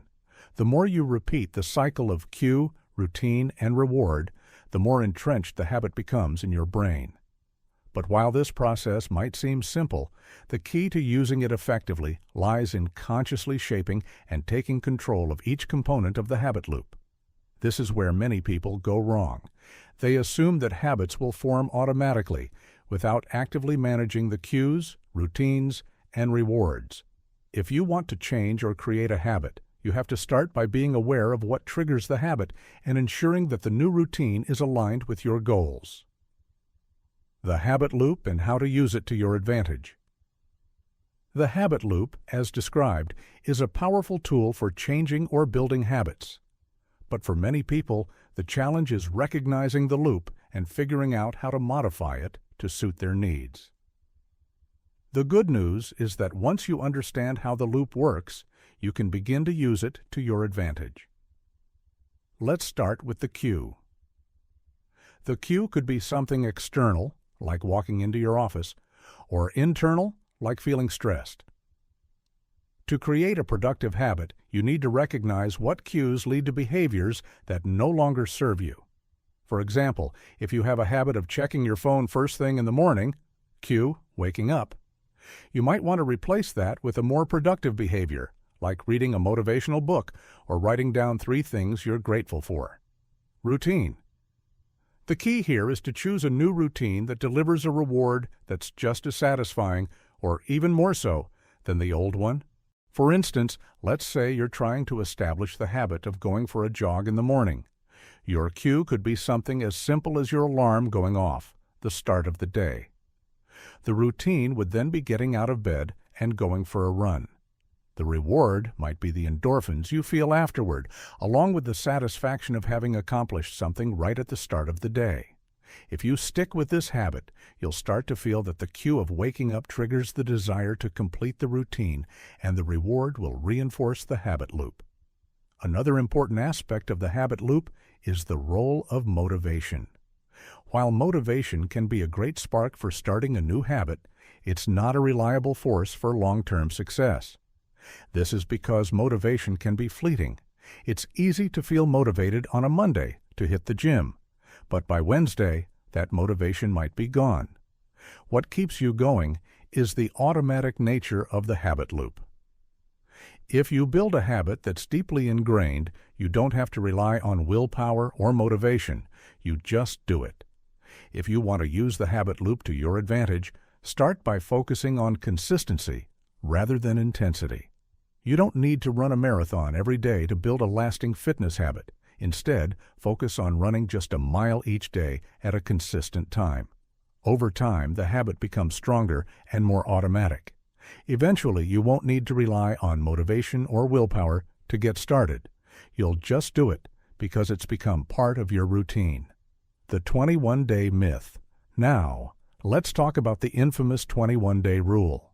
It's a popular belief that it takes 21 days to form a new habit. This idea, which originated from Dr. Maxwell Maltz's observations in the 1960s, has been widely adopted as a standard time frame for habit formation. But here's the thing, it's not true.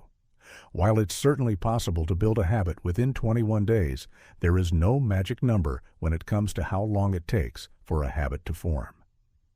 The truth is that the length of time needed to establish a habit varies from person to person and habit to habit. Some habits, like drinking more water each day, may take just a few weeks to solidify. Others, like regular exercise or writing every day, may take much longer to feel natural. The key takeaway here is that consistency is far more important than the 21-day myth. The process of habit formation depends on repeated practice, not on hitting a specific deadline. If you're trying to develop a new habit, the most important thing is to keep showing up and sticking to the routine, even if it feels awkward or challenging at first. Let's say you want to develop the habit of reading every day. You might start with just 5 pages a day, with the goal of reading consistently for several weeks. The first few days might feel forced, and you might struggle to stay focused. But over time, as you repeat the behavior, it becomes easier and more automatic. After a few weeks, you'll notice that you no longer have to force yourself to read. It's just part of your daily routine. Rather than focusing on a specific time frame, focus on tracking your progress and maintaining consistency. Celebrate the small wins along the way. For instance, if you stick with your new reading habit for a week, reward yourself with something enjoyable, like a coffee at your favorite cafe. This reinforces the positive behavior and makes the process of habit building more enjoyable. Our daily routines, made up of hundreds of small habits, shape our lives more than we realize. From the moment we wake up to the moment we go to sleep, we're performing habits, whether they're productive or not. Understanding how to identify these habits and which ones are holding you back is crucial for building the kind of life you want. The process of building productive habits starts with an honest analysis of your existing ones, acknowledging both the good and the bad, and making the conscious decision to break free from those that no longer serve you. Analyzing your daily routine. To build better habits, you must first take a hard look at your current daily routine. When was the last time you took a moment to really think about your day from start to finish? If you're like most people, it's easy to go through the motions without fully understanding how your habits are affecting your life. It's the small, seemingly insignificant actions that add up over time and either push you closer to or further away from your goals. Start by keeping a journal for a few days. Write down everything you do, from when you wake up to when you go to bed. Document your morning routine, your workday, the habits you engage in during your leisure time, and how you end your day. Don't judge yourself while you're doing this. The goal here is simply awareness. Ask yourself questions like, what are the first things I do when I wake up? How do I spend my time during the day? What habits do I engage in when I feel stressed or bored? How do I wind down at night? Once you've got a clear picture of your current routine, take a step back and look for patterns. Is there a particular activity that you engage in mindlessly? Do you have a tendency to check your phone first thing in the morning or waste time on social media when you should be focusing on something important? Do you frequently skip meals or neglect exercise? This exercise will give you clarity on where your time is going and how much of it is spent on activities that don't contribute to your success. It might not feel great to realize that you're stuck in a cycle of unproductive habits, but acknowledging it is the first step toward change. The next step is understanding which of these habits are actually holding you back. The habits that are holding you back. Many of us have habits that seem harmless on the surface, but ultimately keep us from reaching our full potential. These habits can range from procrastination to poor time management to self-sabotage. Some of these behaviors might feel comforting or even automatic, but they are not conducive to growth. Identifying them is critical if you want to move forward in your life and work toward your goals. Take procrastination, for example. Putting things off, whether it's a work project, a home task, or even personal growth activities like reading or exercising, is a habit that keeps many people stuck. You might find yourself delaying important tasks because you feel overwhelmed, you're not sure where to start, or you simply lack motivation. The problem is that this avoidance can cause a backlog of tasks that only adds to your stress, creating a vicious cycle of inaction. Then there are the habits of mindless distractions. Spending too much time on social media, checking your phone every few minutes, or binge-watching shows on Netflix may feel like you're unwinding, but these habits steal precious time from you. You may think that these distractions are providing relief, but in reality, they're robbing you of the time you could be using to move forward in life. There's also the habit of perfectionism. While striving for excellence is important, perfectionism can become paralyzing. When you're constantly worried about making everything perfect, you often procrastinate or fail to take action. The result is that you spend more time obsessing over minor details than actually getting things done. If you identify this as a habit, it's time to let go of the need for perfection and focus on progress instead. Another habit that can hold you back is the lack of a clear plan or routine. When you don't have a clear structure in place, it's easy to get distracted or waste time on activities that don't align with your goals.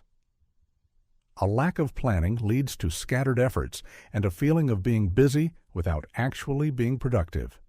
Identifying these unproductive habits is the key to breaking free from them. Once you acknowledge that they exist, you can begin to shift your focus and replace them with habits that serve your goals. Creating space for productive habits. After identifying the habits that are holding you back, it's time to create space for more productive ones. But here's the thing. You can't just add new habits without removing the old ones first. If you're constantly filling your time with distractions and procrastination, there's no room for productive habits to thrive. Creating space for new habits is a matter of restructuring your day, eliminating time-wasting behaviors, and intentionally carving out time for activities that will move you closer to your goals. One of the best ways to do this is by setting up a daily routine that supports the productive habits you want to build. Think of it like designing a blueprint for your day. Your routine should reflect your values and goals, while also incorporating flexibility for unexpected events or opportunities. You don't need to follow the routine to the letter every single day, but having a structure in place will make it easier to stay on track. Start by prioritizing the habits that are most important to you. Whether it's exercising, reading, journaling, or working on a personal project, make sure that these activities are included in your routine. These productive habits should be non-negotiable parts of your day. By scheduling time for them, you'll ensure that they get the attention they deserve. At the same time, start removing or reducing time spent on unproductive habits. For instance, if you spend an hour scrolling through social media each morning, try replacing that time with a healthier habit, like meditation or stretching. If you tend to waste time watching TV in the evening, swap that out for a more productive activity, such as reading or planning your next day. Creating space for productive habits also involves creating physical space. A cluttered environment can lead to a cluttered mind, which makes it harder to stay focused and productive. Take time to declutter your workspace and living areas so that you can work in an environment that supports your goals. A clean and organized space will encourage a more productive mindset, while a chaotic space may reinforce the habit of procrastination. Another important aspect of creating space for productive habits is setting clear boundaries. This could mean setting limits on how much time you spend on social media or scheduling specific blocks of time for work and relaxation. Boundaries help ensure that you're not constantly jumping from one task to the next without focusing on what matters most. Finally, to make space for productive habits, you must practice self-discipline. Building a habit isn't easy, and it requires consistent effort. You may not see immediate results, but trust the process. The more you show up for yourself and stick to your routines, the more your productive habits will become ingrained. Replacing bad habits with good ones. How to overcome temptations. Building habits that stick. The role of consistency in habit formation. Changing habits is a journey that involves both replacing old, unproductive behaviors and embedding new, more effective ones into your daily life. The process of transformation isn't easy. Bad habits don't just disappear overnight. In fact, they often cling to us like an old, well-worn coat. The good news is you have the power to shed that coat and build new, better ones. The key to success lies in how you approach this transition and how you handle temptations, how you establish habits that will last, and how you use consistency to reinforce positive change. How to overcome temptations. One of the most challenging aspects of breaking bad habits is overcoming the temptations that pull you back into old patterns. Whether it's the allure of procrastination, unhealthy eating, or mindless distractions, temptations are powerful forces that make it easy to fall back into familiar, comfortable behaviors, even when you know they're not serving you well. To overcome these temptations, you first need to understand why they exist in the first place. Bad habits often stem from emotional triggers, stress, or a need to feel a sense of relief or comfort. We don't engage in these behaviors because they make us happy or because they contribute to our well-being. We do them because they provide a temporary escape or an immediate reward. For instance, you might procrastinate because the task at hand feels overwhelming, or you might turn to junk food because it gives you a quick dopamine rush. The first step in overcoming temptation is to recognize it when it arises. Awareness is key. When you find yourself tempted to revert to old habits, pause and ask yourself why you're feeling this way. Are you feeling stressed, anxious, bored, or overwhelmed? Are you using the habit to distract yourself from a difficult emotion or situation? Once you understand the underlying triggers, you can take proactive steps to avoid or counteract them. One effective strategy for overcoming temptations is creating a substitution plan. Rather than relying on sheer willpower to resist temptation, which can be draining and ineffective in the long term, choose a positive, healthier behavior that you can engage in when you feel the pull of your old habit. For example, if you're trying to quit smoking, you might substitute the urge to light up with a walk around the block or a few minutes of deep breathing. By associating the temptation with a healthy alternative, you not only replace the habit, but also reduce the chances of relapsing into the old behavior. Another useful tool is the 10-minute rule. Whenever you feel tempted to fall into an old habit, tell yourself you'll wait for 10 minutes before making a decision. Often, the urge to indulge in the bad habit will pass if you simply delay it for a few minutes. During this time, engage in a productive activity like reading, stretching, or journaling. By the time the 10 minutes is up, you'll often feel more in control and less inclined to give in to temptation. Building habits that stick. Building habits that stick requires more than just temporary motivation or willpower. It involves designing your environment and your daily life to encourage lasting change. Many people fail at habit change because they don't understand that it's not enough to simply want to be different. You need to lay the foundation for success by making the desired habit easy to practice and the undesirable habit difficult to engage in. The first step to building habits that stick is to make them simple and attainable. Don't start with grand, sweeping changes that are too difficult or unrealistic to maintain. For instance, if you want to start exercising, don't commit to an hour at the gym every day from the get-go. Instead, start with 10-minute workouts or short walks. Once you've made that a regular part of your routine, you can gradually increase the intensity or duration over time. The goal is to make the new habit so easy that you can't help but do it. Another critical component of building lasting habits is repetition. Consistency is key to ingraining a habit into your daily life. The more often you practice the new behavior, the more automatic it becomes. In fact, research has shown that it takes, on average, 66 days for a new habit to become ingrained in your routine. While the 21-day habit-forming myth is often touted, the reality is that forming a habit can take much longer, depending on its complexity. The important thing is to stay committed and not get discouraged by slow progress. One way to increase your chances of success is to track your habits. Habit tracking provides a visual reminder of your progress, which can be incredibly motivating. You can use a habit tracker app or a simple calendar to mark off each day that you successfully stick to your new behavior. As the days accumulate, you'll feel a sense of accomplishment that propels you to keep going. Moreover, it's important to celebrate small wins along the way. This positive reinforcement not only makes the process more enjoyable, but it also signals to your brain that the new behavior is rewarding. Even if your new habit seems small, like drinking a glass of water first thing in the morning or making your bed every day, celebrating these small victories helps reinforce the new habit and makes you more likely to stick with it in the long run. The role of consistency in habit formation. Consistency is the cornerstone of habit formation.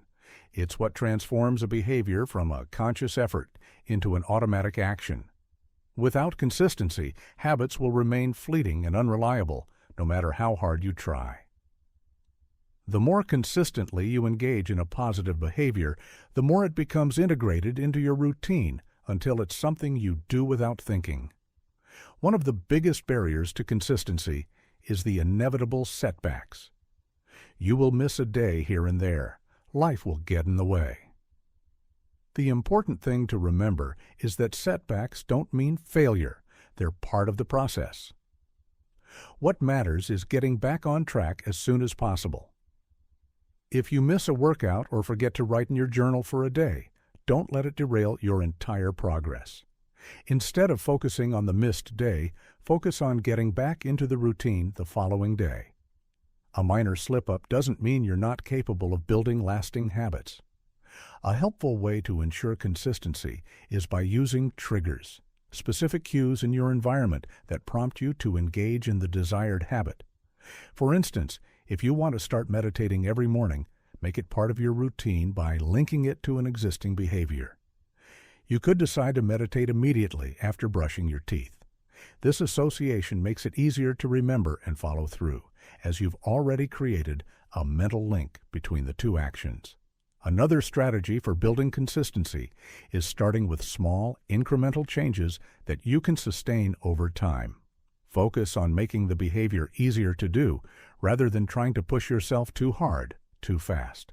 If your goal is to wake up earlier, start by shifting your wake-up time by just 10 to 15 minutes earlier each day until you've reached your desired time. This gradual change prevents overwhelming yourself and increases the likelihood of success. It's also worth noting that consistency doesn't mean perfection. Some days will be better than others, but the key is to keep going. Even if you miss a day or two, just keep moving forward. Remember, it's the overall pattern of behavior that matters, not isolated incidents. Chapter 5. Time Management Mastery. Time management isn't about squeezing as many tasks into your day as possible. It's about making intentional choices about what to prioritize and focusing your energy on what truly matters. Whether you're working toward personal or professional goals, the ability to prioritize effectively is one of the most powerful skills you can develop. Without the art of prioritization, time slips away in a blur of distractions, urgent demands, and unimportant tasks.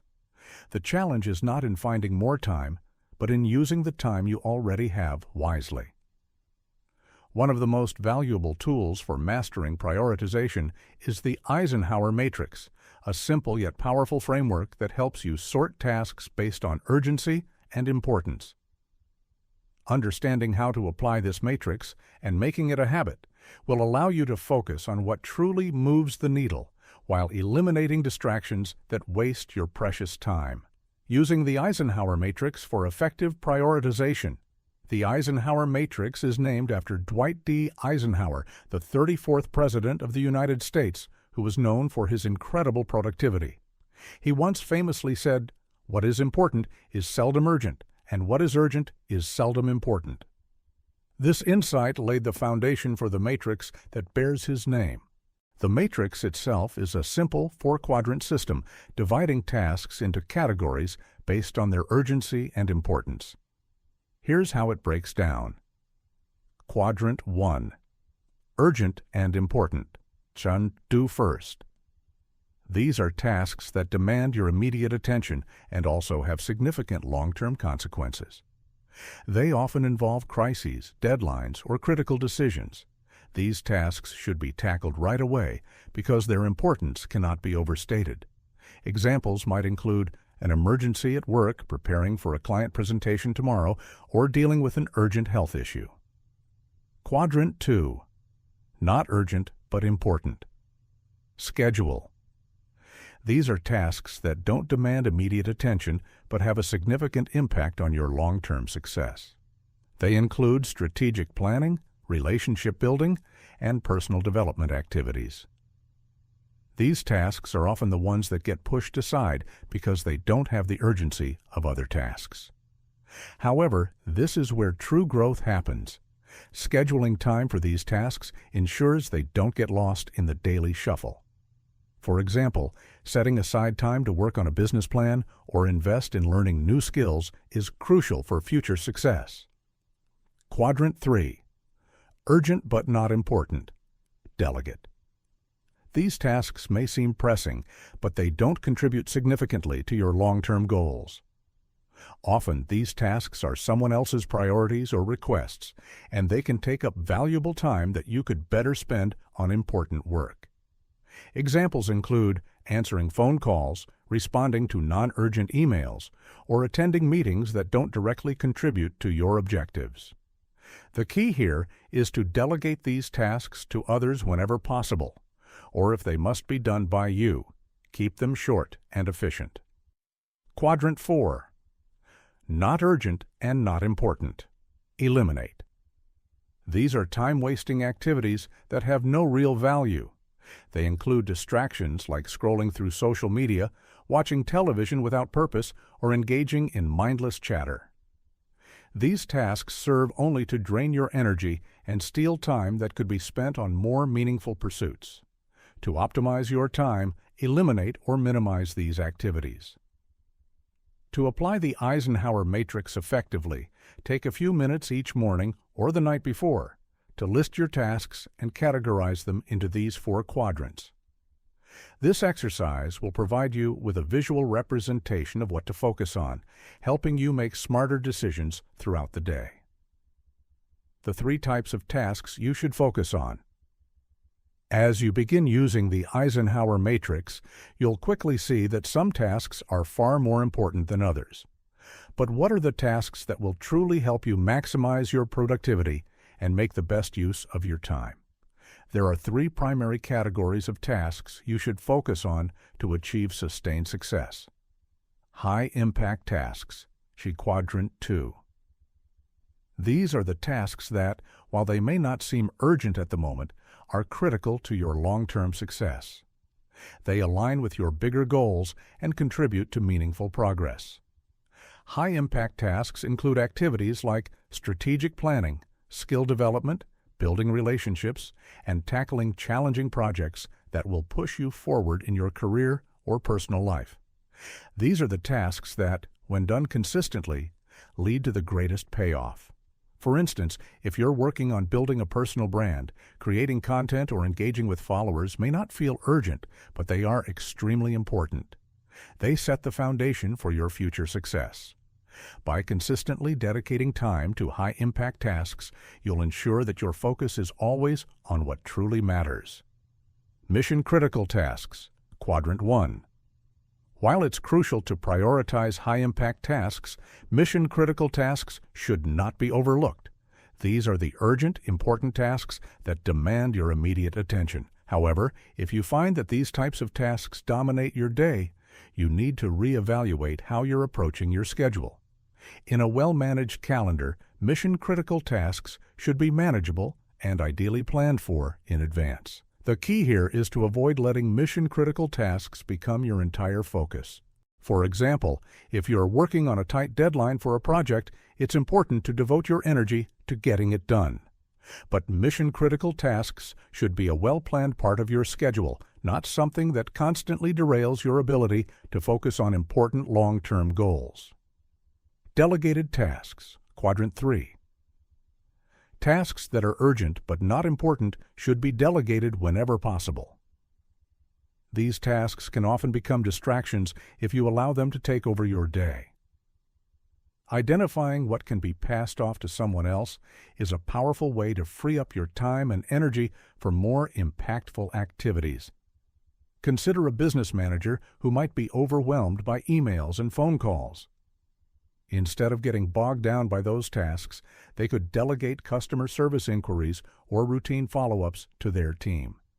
By doing this, they create space for high-impact tasks and mission-critical work. The 80-20 rule, also known as the Pareto principle, applies perfectly here. In many cases, 80% of your results come from 20% of your efforts. By prioritizing the tasks that will yield the greatest rewards, you ensure that you're using your time most effectively. How to stay laser-focused. Staying laser-focused is one of the most difficult aspects of time management. In a world full of distractions, it's easy to lose track of your priorities and get sidetracked by the endless stream of emails, phone calls, and notifications that demand your attention. But maintaining focus is essential if you want to be productive and make meaningful progress toward your goals. One of the best ways to stay focused is by creating an environment that supports your efforts. If you're working from home, create a designated workspace that minimizes distractions. Turn off your phone or use apps that block social media during work hours. By controlling your environment, you take away the temptation to get sidetracked. Another powerful tool for maintaining focus is time blocking. Time blocking involves dedicating specific chunks of time to a particular task or set of tasks. For example, you might block out 2 hours in the morning to focus solely on writing a report or strategizing for a project. During this time, you're not checking emails, answering phone calls, or engaging in other tasks. You're simply focused on the task at hand. This technique allows you to dive deep into your work, knowing that you're dedicating your full attention to it. Moreover, staying laser-focused requires understanding the importance of saying no.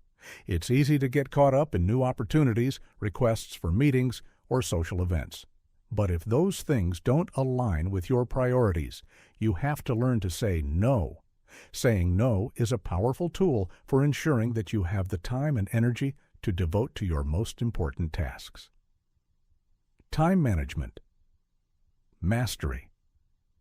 Time is one of our most precious resources, yet we often let it slip away, unaware of how much is being lost. The problem isn't always a lack of time, but a lack of awareness about where our time is actually going. Time wasters, subtle and sometimes sneaky, eat away at our productivity without us even noticing. Recognizing these productivity killers is essential to regaining control over your time and using it effectively.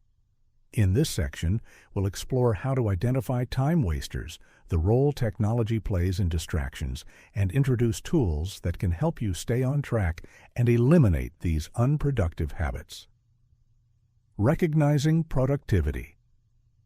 Killers, time wasters, are not always as obvious as we think. Often they come disguised as seemingly harmless activities that don't appear to cause any immediate harm. Checking your email every few minutes, scrolling through social media, chatting with a coworker or friend during work hours, these all feel like simple breaks, but add up quickly to lost time.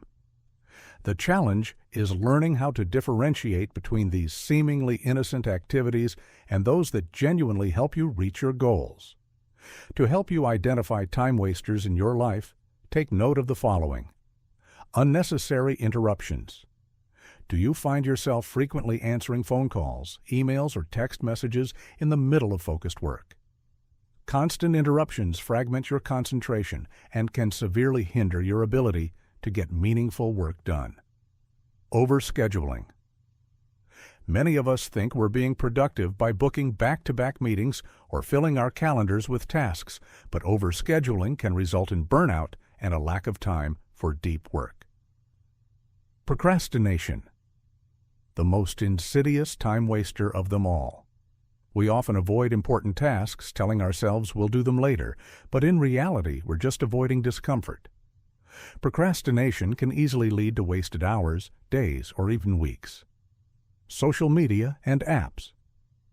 It's easy to get lost in the infinite scroll of social media or mindlessly browse your favorite apps. What feels like just 5 minutes can quickly turn into an hour or more.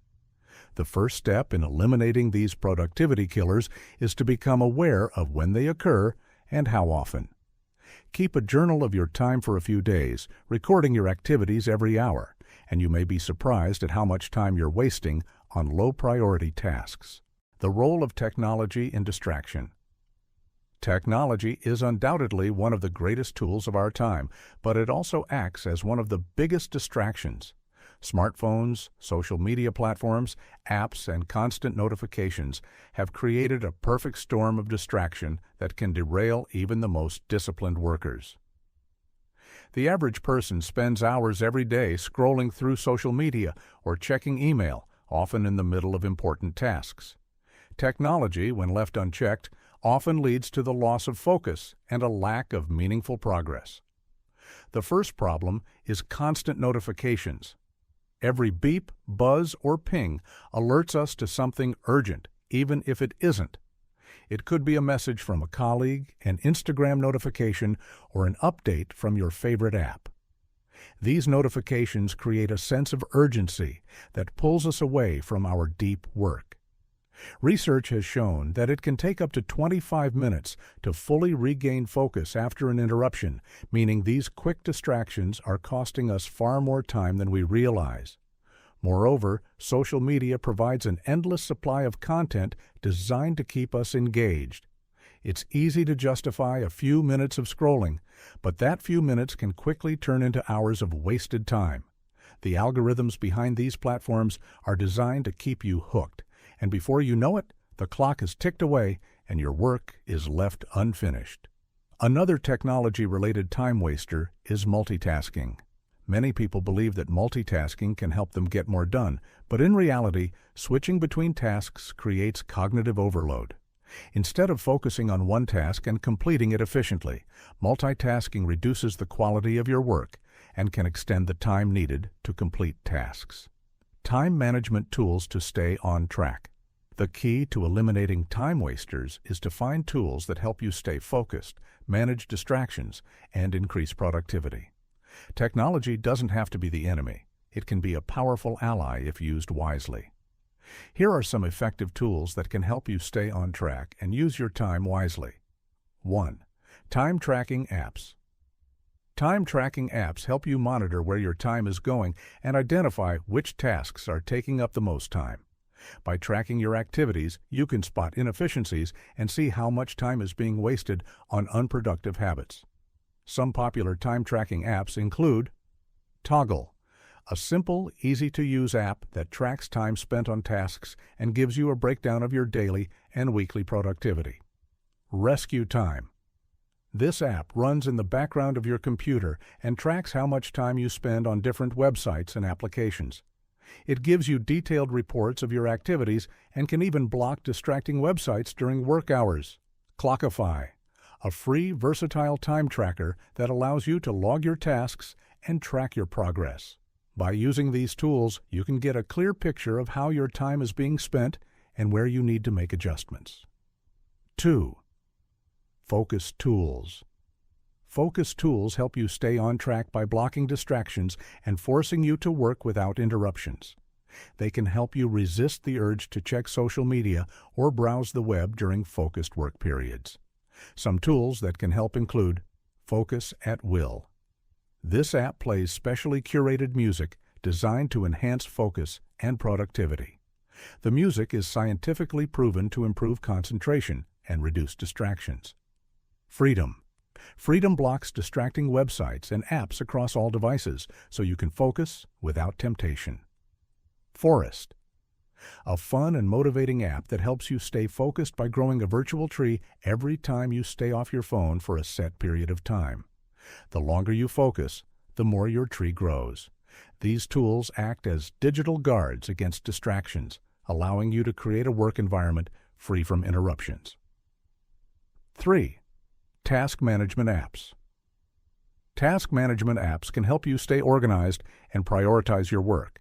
These apps help you break down large tasks into smaller, actionable steps and track your progress.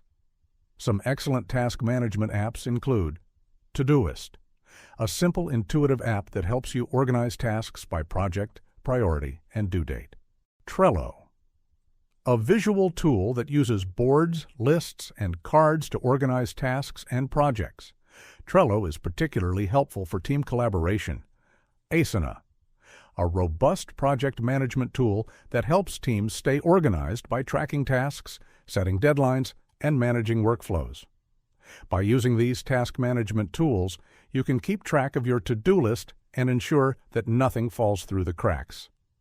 4th, Pomodoro Technique. The Pomodoro Technique is a time management method that breaks work into intervals, usually 25 minutes, followed by a short break. This technique helps you stay focused during work periods and gives your mind time to recharge during breaks. There are several apps and tools designed to help you implement the Pomodoro Technique, such as Pomodone, a Pomodoro timer that integrates with task management apps like Trello and Todoist, so you can track your tasks and time together. Be Focused, a simple Pomodoro timer app that allows you to track work intervals and breaks. By using the Pomodoro Technique, you can boost your productivity by staying focused for short bursts and preventing burnout. Creating an effective daily schedule. In a world filled with distractions, demands, and constant changes, creating an effective daily schedule is more than just a luxury. It's a necessity. The ability to plan your day strategically can make all the difference between chaos and productivity. By designing a schedule that works for you, you can not only accomplish more, but also make sure that the things that truly matter get the time and focus they deserve. This section will guide you through how to plan your day for maximum productivity, the techniques of time blocking and task batching, and why starting your day with intention is the secret to creating momentum that lasts. How to plan your day for maximum productivity. The first step to effective time management is having a clear understanding of what you need to accomplish and when. Without a plan, your day can easily slip away into a series of half-started tasks, distracted moments, and unfulfilled intentions. Planning your day begins with setting clear goals and breaking those goals into manageable tasks. Once you know what you want to achieve, it's time to map out your day to ensure that you stay focused on the right things at the right time. Start with priorities. Begin each day by identifying the most important tasks you need to accomplish. These are the tasks that will move the needle forward in your personal or professional life. You should aim to accomplish the top 2 or 3 most important things first before getting sidetracked by less significant tasks. Time allocation. Allocate time for each of the tasks based on their priority. If you have a task that requires deep focus, be realistic about how much uninterrupted time it will take. A common mistake is underestimating how long something will take, which leads to frustration when you run out of time. Block off enough time for each task to complete it thoroughly and without rushing. Plan for breaks. It's easy to get caught up in a flurry of activity and neglect to take breaks. However, without regular breaks, your productivity will begin to suffer. Schedule short breaks, 5 to 10 minutes, between tasks to clear your mind and recharge. Taking a walk, stretching, or simply stepping away from your desk can work wonders in restoring focus. Buffer time. Leave some buffer time between tasks in case things take longer than expected or you need a moment to transition between different types of work. This helps you to avoid the stress of constantly running behind schedule. Review and adjust. At the end of each day, take a few minutes to review your schedule and assess what you accomplished. This reflection allows you to identify areas where you were particularly efficient and areas where improvements are needed. You can then adjust your schedule for the following day to increase productivity. Planning your day with these intentional steps ensures that you aren't wasting time or energy on tasks that don't align with your priorities. By sticking to this method of daily planning, you'll gradually see an increase in productivity and overall satisfaction with how you manage your time. Time blocking and task batching. One of the most effective methods for increasing productivity is time blocking, the practice of allocating specific blocks of time for different activities. Instead of jumping between tasks all day, time blocking allows you to focus on one thing at a time, resulting in more meaningful work and less mental fatigue. Time blocking. When you use time blocking, you essentially set aside chunks of your day for specific tasks or types of work. For example, you might allocate 9 a.m. to 10 a.m. for focused work on a project, 10 a.m. to 10:30 a.m. for emails, and 10:30 a.m. to 11:30 a.m. for another work task.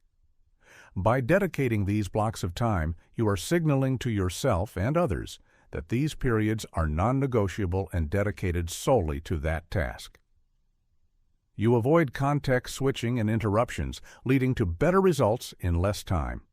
Here's how you can implement time blocking in your day. Group similar tasks. Start by grouping similar tasks together into blocks of time. For instance, you could dedicate a 30-minute block for responding to emails and messages, a 60-minute block for project work, and a 15-minute block for administrative tasks. This minimizes distractions and increases your ability to focus deeply. Prioritize high-value tasks. Schedule your highest priority tasks during your most productive hours. If you're a morning person, for instance, schedule your most demanding tasks early in the day when you have the most energy and focus. This also works in reverse. If you're more productive in the afternoon, plan to tackle your most difficult tasks later in the day. Stick to the schedule. When it's time to move on to the next task, stop and transition to the next time block. Don't be tempted to continue working on a task once your time block is up. This discipline helps ensure that you're not spending more time than necessary on one task, which helps prevent burnout and wasted effort. Task batching. Task batching is a technique that works hand in hand with time blocking. It involves grouping similar tasks together and completing them in batches, rather than switching back and forth between different types of work. The benefits of task batching are immense because it reduces the mental load of constantly shifting between different types of tasks and helps you stay focused on the work at hand.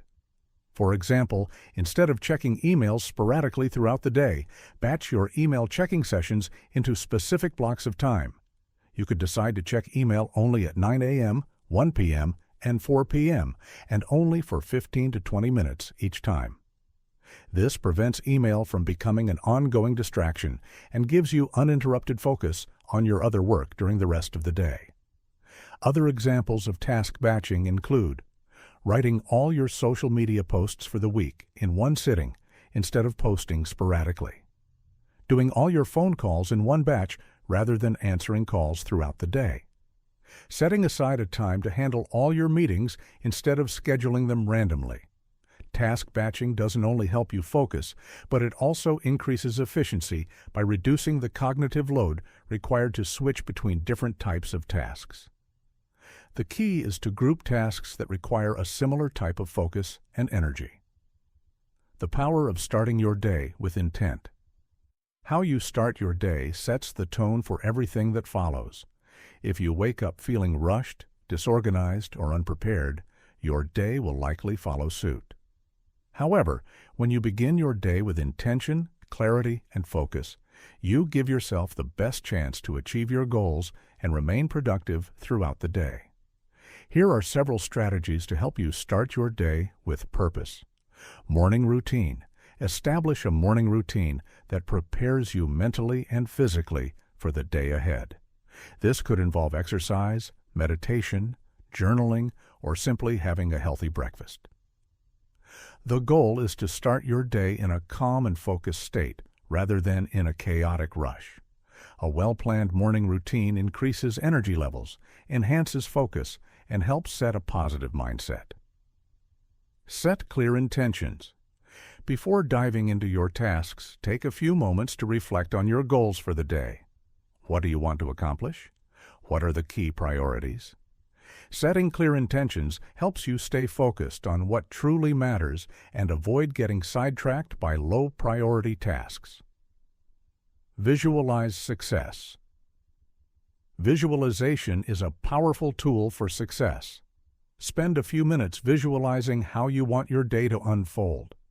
Picture yourself completing your tasks with ease, staying focused, and accomplishing your goals. This positive mental imagery can give you the confidence and motivation to tackle the day ahead. Eliminate decision fatigue.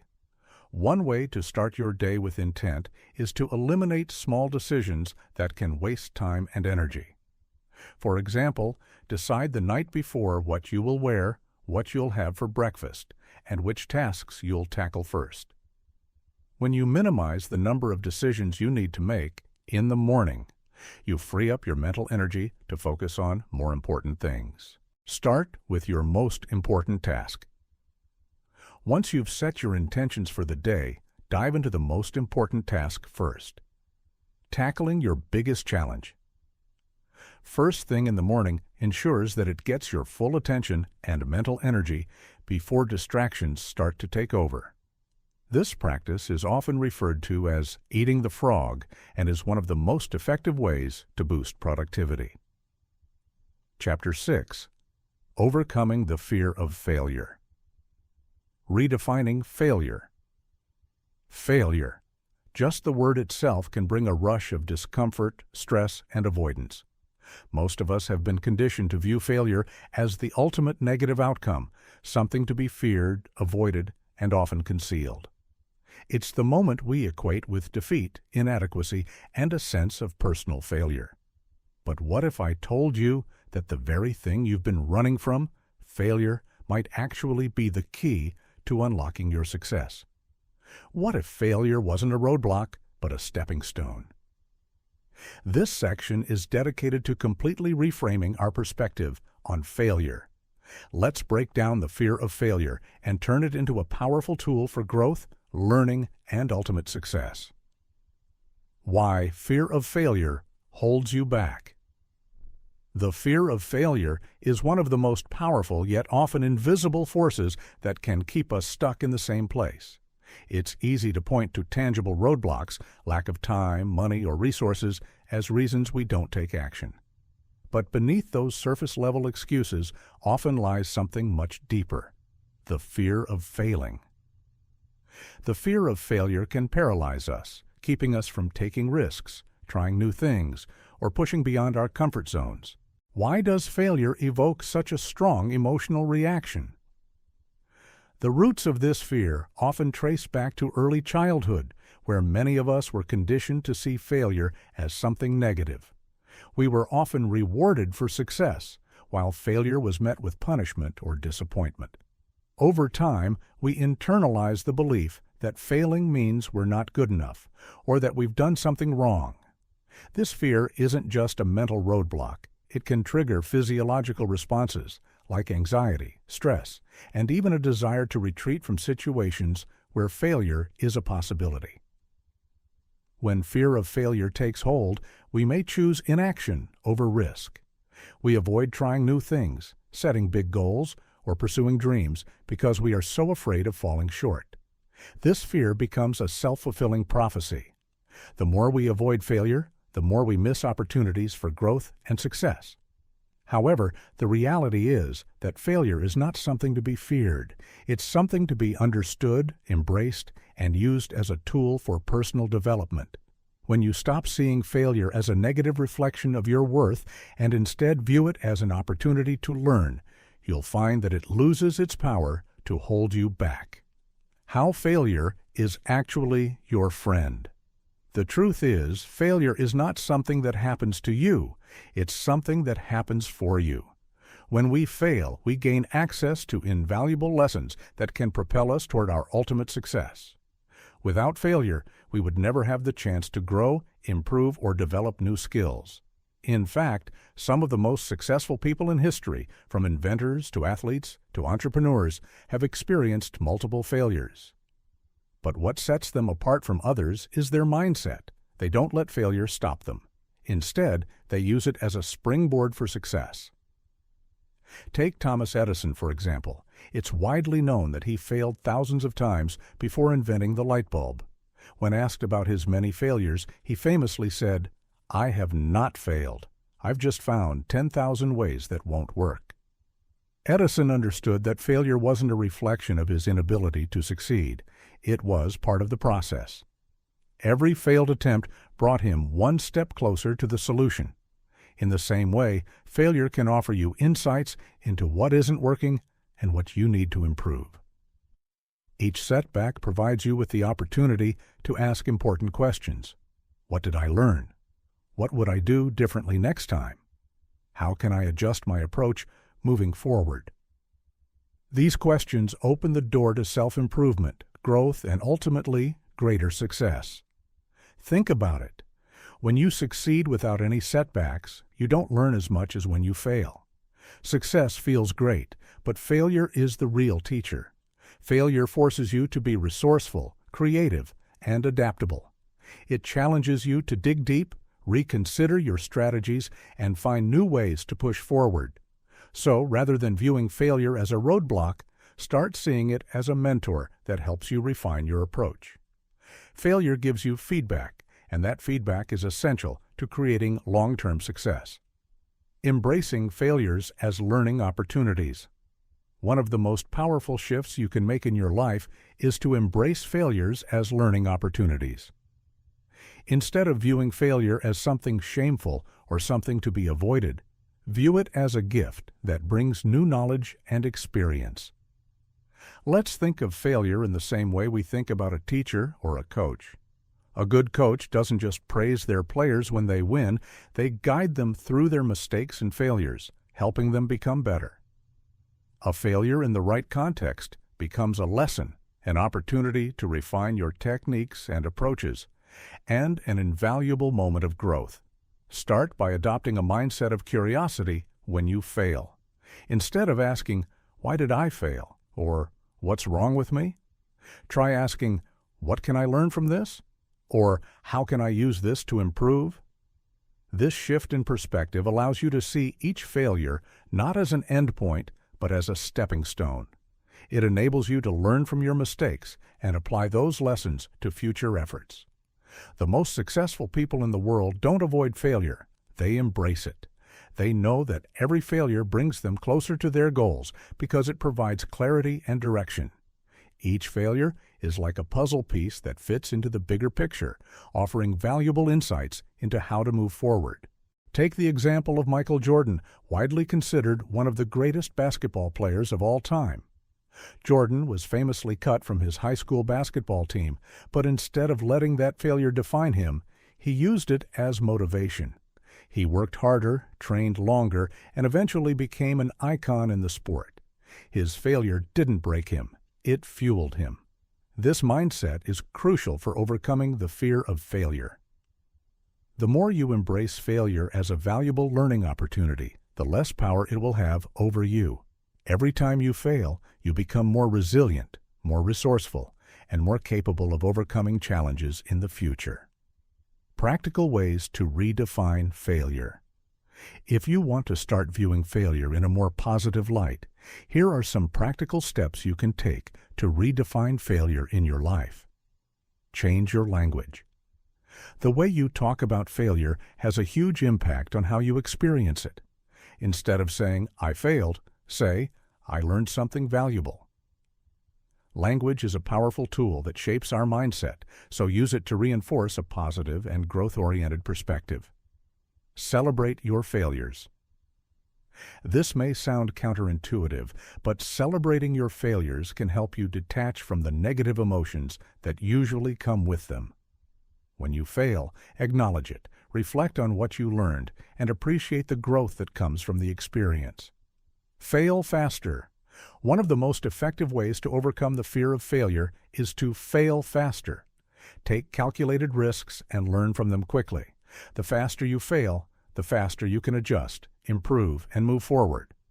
This mindset encourages you to take action and take risks, rather than waiting for the perfect moment.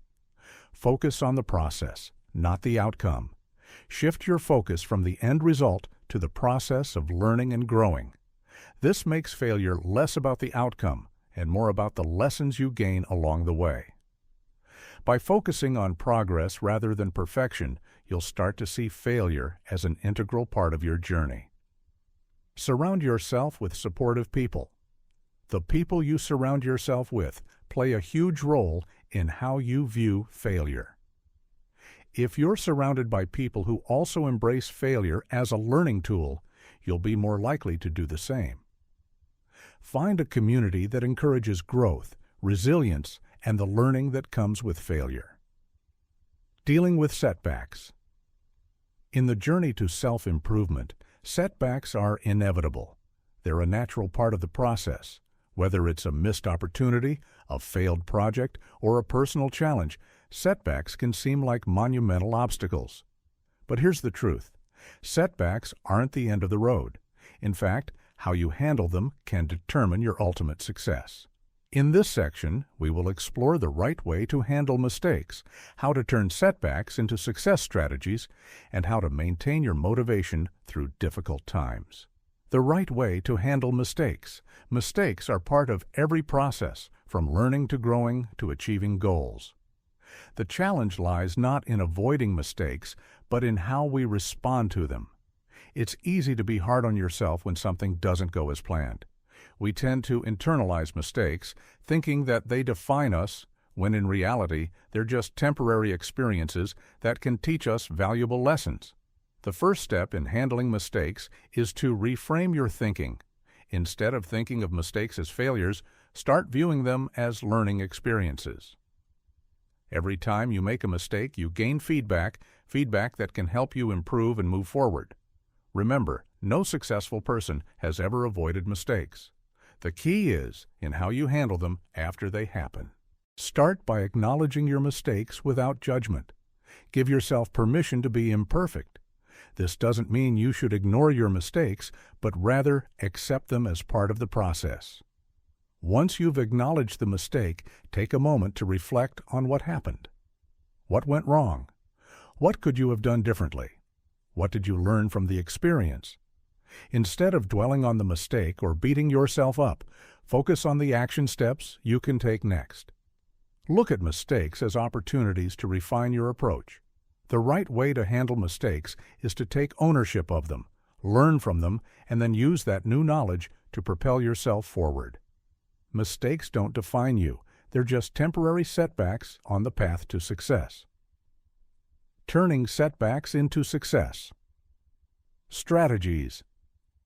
Setbacks can feel like punches in the gut, but they don't have to knock you down for good.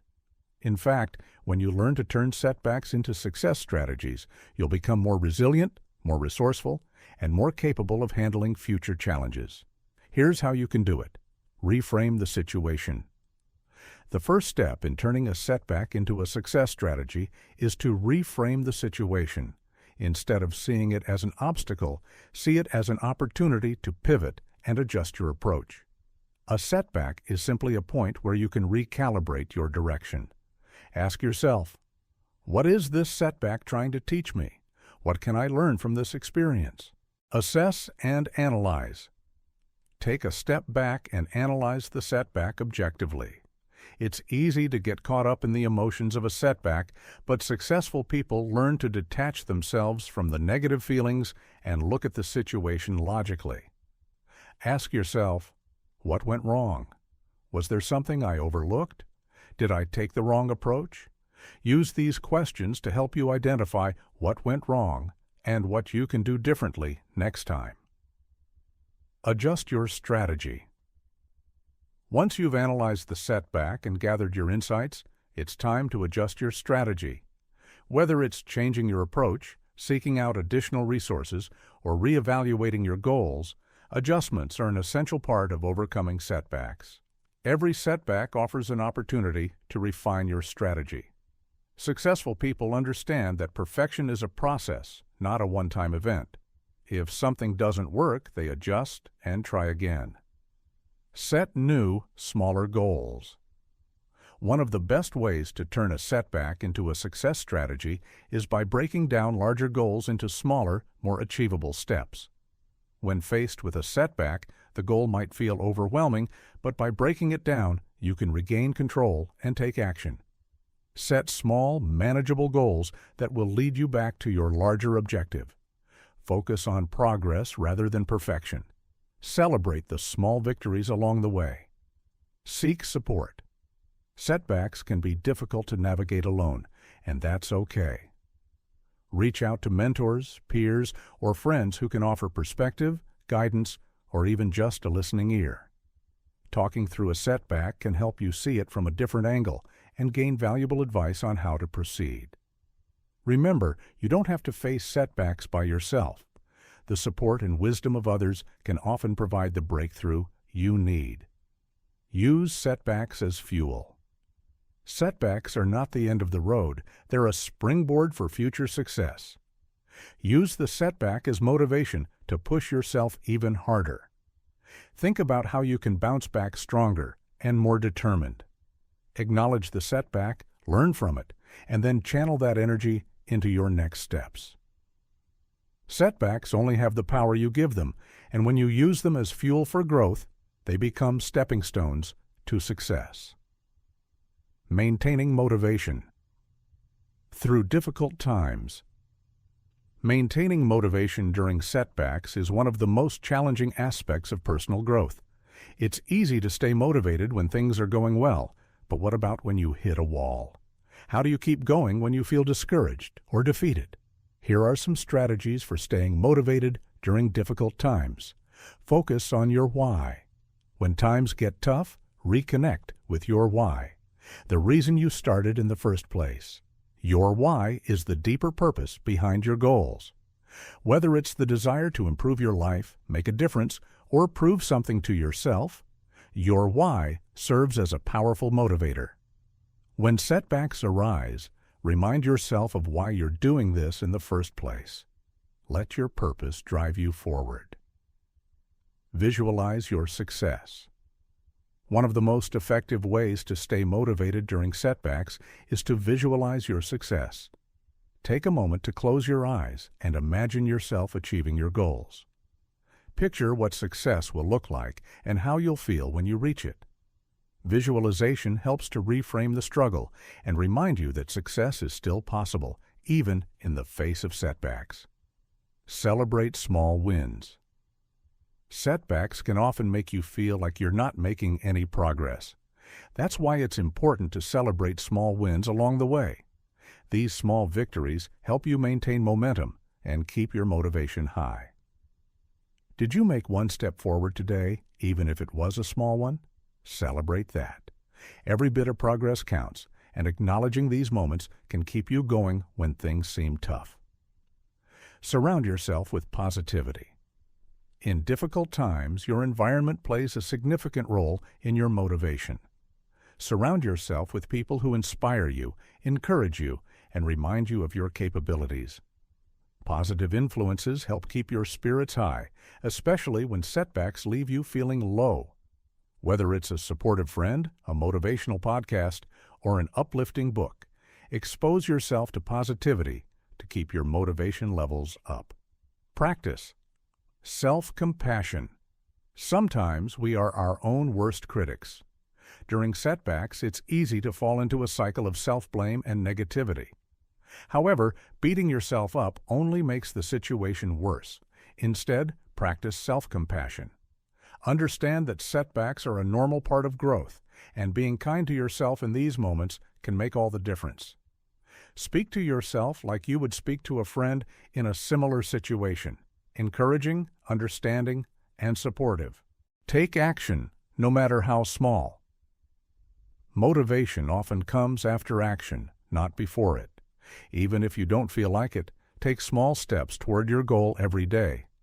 Action, no matter how tiny, helps build momentum. The more you move forward, even in the face of setbacks, the more motivated you'll become. Don't wait for motivation to strike. Create it by taking consistent, purposeful action. Taking smart risks. Risk is a constant companion on the road to success. The path toward achieving your dreams and goals is rarely paved with certainty or comfort. Instead, it's filled with moments where you have to step outside your comfort zone and make decisions that involve a degree of uncertainty. But here's the truth. Without risk, there can be no significant reward. It's not about avoiding risk. It's about learning how to take smart risks that will propel you forward rather than set you back. In this section, we will explore the role of risk in achieving success, the difference between calculated and blind risks, and how to use your intuition and experience to make smart, informed decisions. The role of risk in achieving success. Risk is an inevitable part of growth and success. Every major achievement, whether in business, personal life, or any other domain, involves some level of risk. People often associate risk with danger or failure, but it's important to understand that risk is simply the uncertainty of an outcome. You don't know exactly what will happen, but you can influence the likelihood of success through preparation, strategy, and action. Think about some of the most successful people in the world: Steve Jobs, Oprah Winfrey, Elon Musk. What do they all have in common? They all took risks. Steve Jobs risked his career and financial stability to launch Apple. Oprah risked her reputation and career by speaking out on difficult topics. Elon Musk risked billions of dollars to fund ventures like SpaceX and Tesla. Their success didn't come from avoiding risk, but from taking calculated risks that aligned with their vision and purpose. The key is understanding that risk is a necessary ingredient for success. Without it, you might remain stagnant, never reaching your full potential. To make meaningful progress in life, you must be willing to step into the unknown, trust your judgment, and embrace the possibility of failure as a stepping stone toward learning and growth. Calculated risk versus blind risk. One of the most crucial aspects of taking risks is understanding the difference between calculated risk and blind risk. Many people, when they hear the word risk, think of it as a wild gamble or a blind leap of faith. While this kind of risk may be exciting, it's often reckless and can lead to failure rather than success. Calculated risk, on the other hand, involves taking a well-thought-out, informed decision that has a clear understanding of the potential benefits and consequences. It's about assessing the risks involved, preparing for potential obstacles, and then moving forward with confidence. A calculated risk isn't about being fearless. It's about being brave enough to move forward despite uncertainty, knowing that you've done everything in your power to make the right choice. Let's consider a real-life example. Imagine you're considering investing in a new business venture. A blind risk would involve jumping in without doing any research, without understanding the market, and without any kind of financial or strategic plan. You're essentially hoping for the best without any kind of preparation or analysis. The likelihood of success here is minimal, and the possibility of failure is high. Now, let's look at the calculated risk. A calculated risk in this situation would involve extensive market research, creating a detailed business plan, understanding the financials, and assessing the potential return on investment. You're still taking a risk, but you've done your homework. You've minimized the uncertainty and are proceeding with a strategy in place. While there is still no guarantee of success, your chances of success are much higher because you've taken the time to reduce the unknowns. Calculated risks are about taking deliberate action, weighing the pros and cons, and knowing that while success isn't guaranteed, you've put yourself in the best possible position to succeed. This is how successful entrepreneurs, investors, and leaders think. They take risks, but they take them wisely. They don't gamble with their future. They calculate the risks and proceed strategically, using your intuition and experience for smart decisions. Even with all the research and strategy in the world, there will always be an element of uncertainty when it comes to decision-making. This is where intuition and experience come into play. Intuition is often described as a gut feeling or a sense of knowing something without necessarily being able to explain why. While intuition might sound like something abstract or unscientific, it plays a critical role in decision-making, especially when there is limited information or when the stakes are high. Think of intuition as your brain processing information on a deeper, subconscious level. Your experiences, past successes and failures, and knowledge all contribute to this internal compass that guides you through uncertainty. When faced with a risky decision, your intuition can provide valuable insights, helping you make the best choice, even when you don't have all the facts. However, intuition alone shouldn't be the sole factor guiding your decisions. It should be combined with experience and a rational understanding of the situation. If you've experienced a similar challenge before, your past lessons can guide your current decision-making process. If you've been through a setback or failure, your experience teaches you what to look for and what mistakes to avoid. Let's consider an example from the business world. Imagine you're a startup founder and you're deciding whether to accept a large investment offer from a venture capitalist. On paper, the offer seems great, lots of funding, big potential for growth. But something doesn't feel right. Your gut tells you that the terms of the deal might not be in your favor, and your experience with business negotiations tells you that the venture capitalist's offer might come with hidden strings attached. In this situation, your intuition and past experiences work together to help you see the risk that others might miss. The balance of intuition and experience helps you make smarter decisions when the situation is uncertain. While it's important to base decisions on data and facts, intuition acts as a safety net. It helps you spot the red flags, feel the underlying risks, and push you to take action when you're on the right track. Trusting your gut doesn't mean ignoring the facts. It means giving weight to your internal guidance system, honed by years of experience, to make smart decisions. How to take smart risks? Now that we've explored the role of risk, the difference between calculated and blind risk, and the importance of intuition and experience, it's time to talk about how to actually take smart risks. While there's no one-size-fits-all formula, there are a few key principles that can help you navigate risks in a way that maximizes your chances of success. Assess the potential impact. Before taking any risk, assess the potential impact.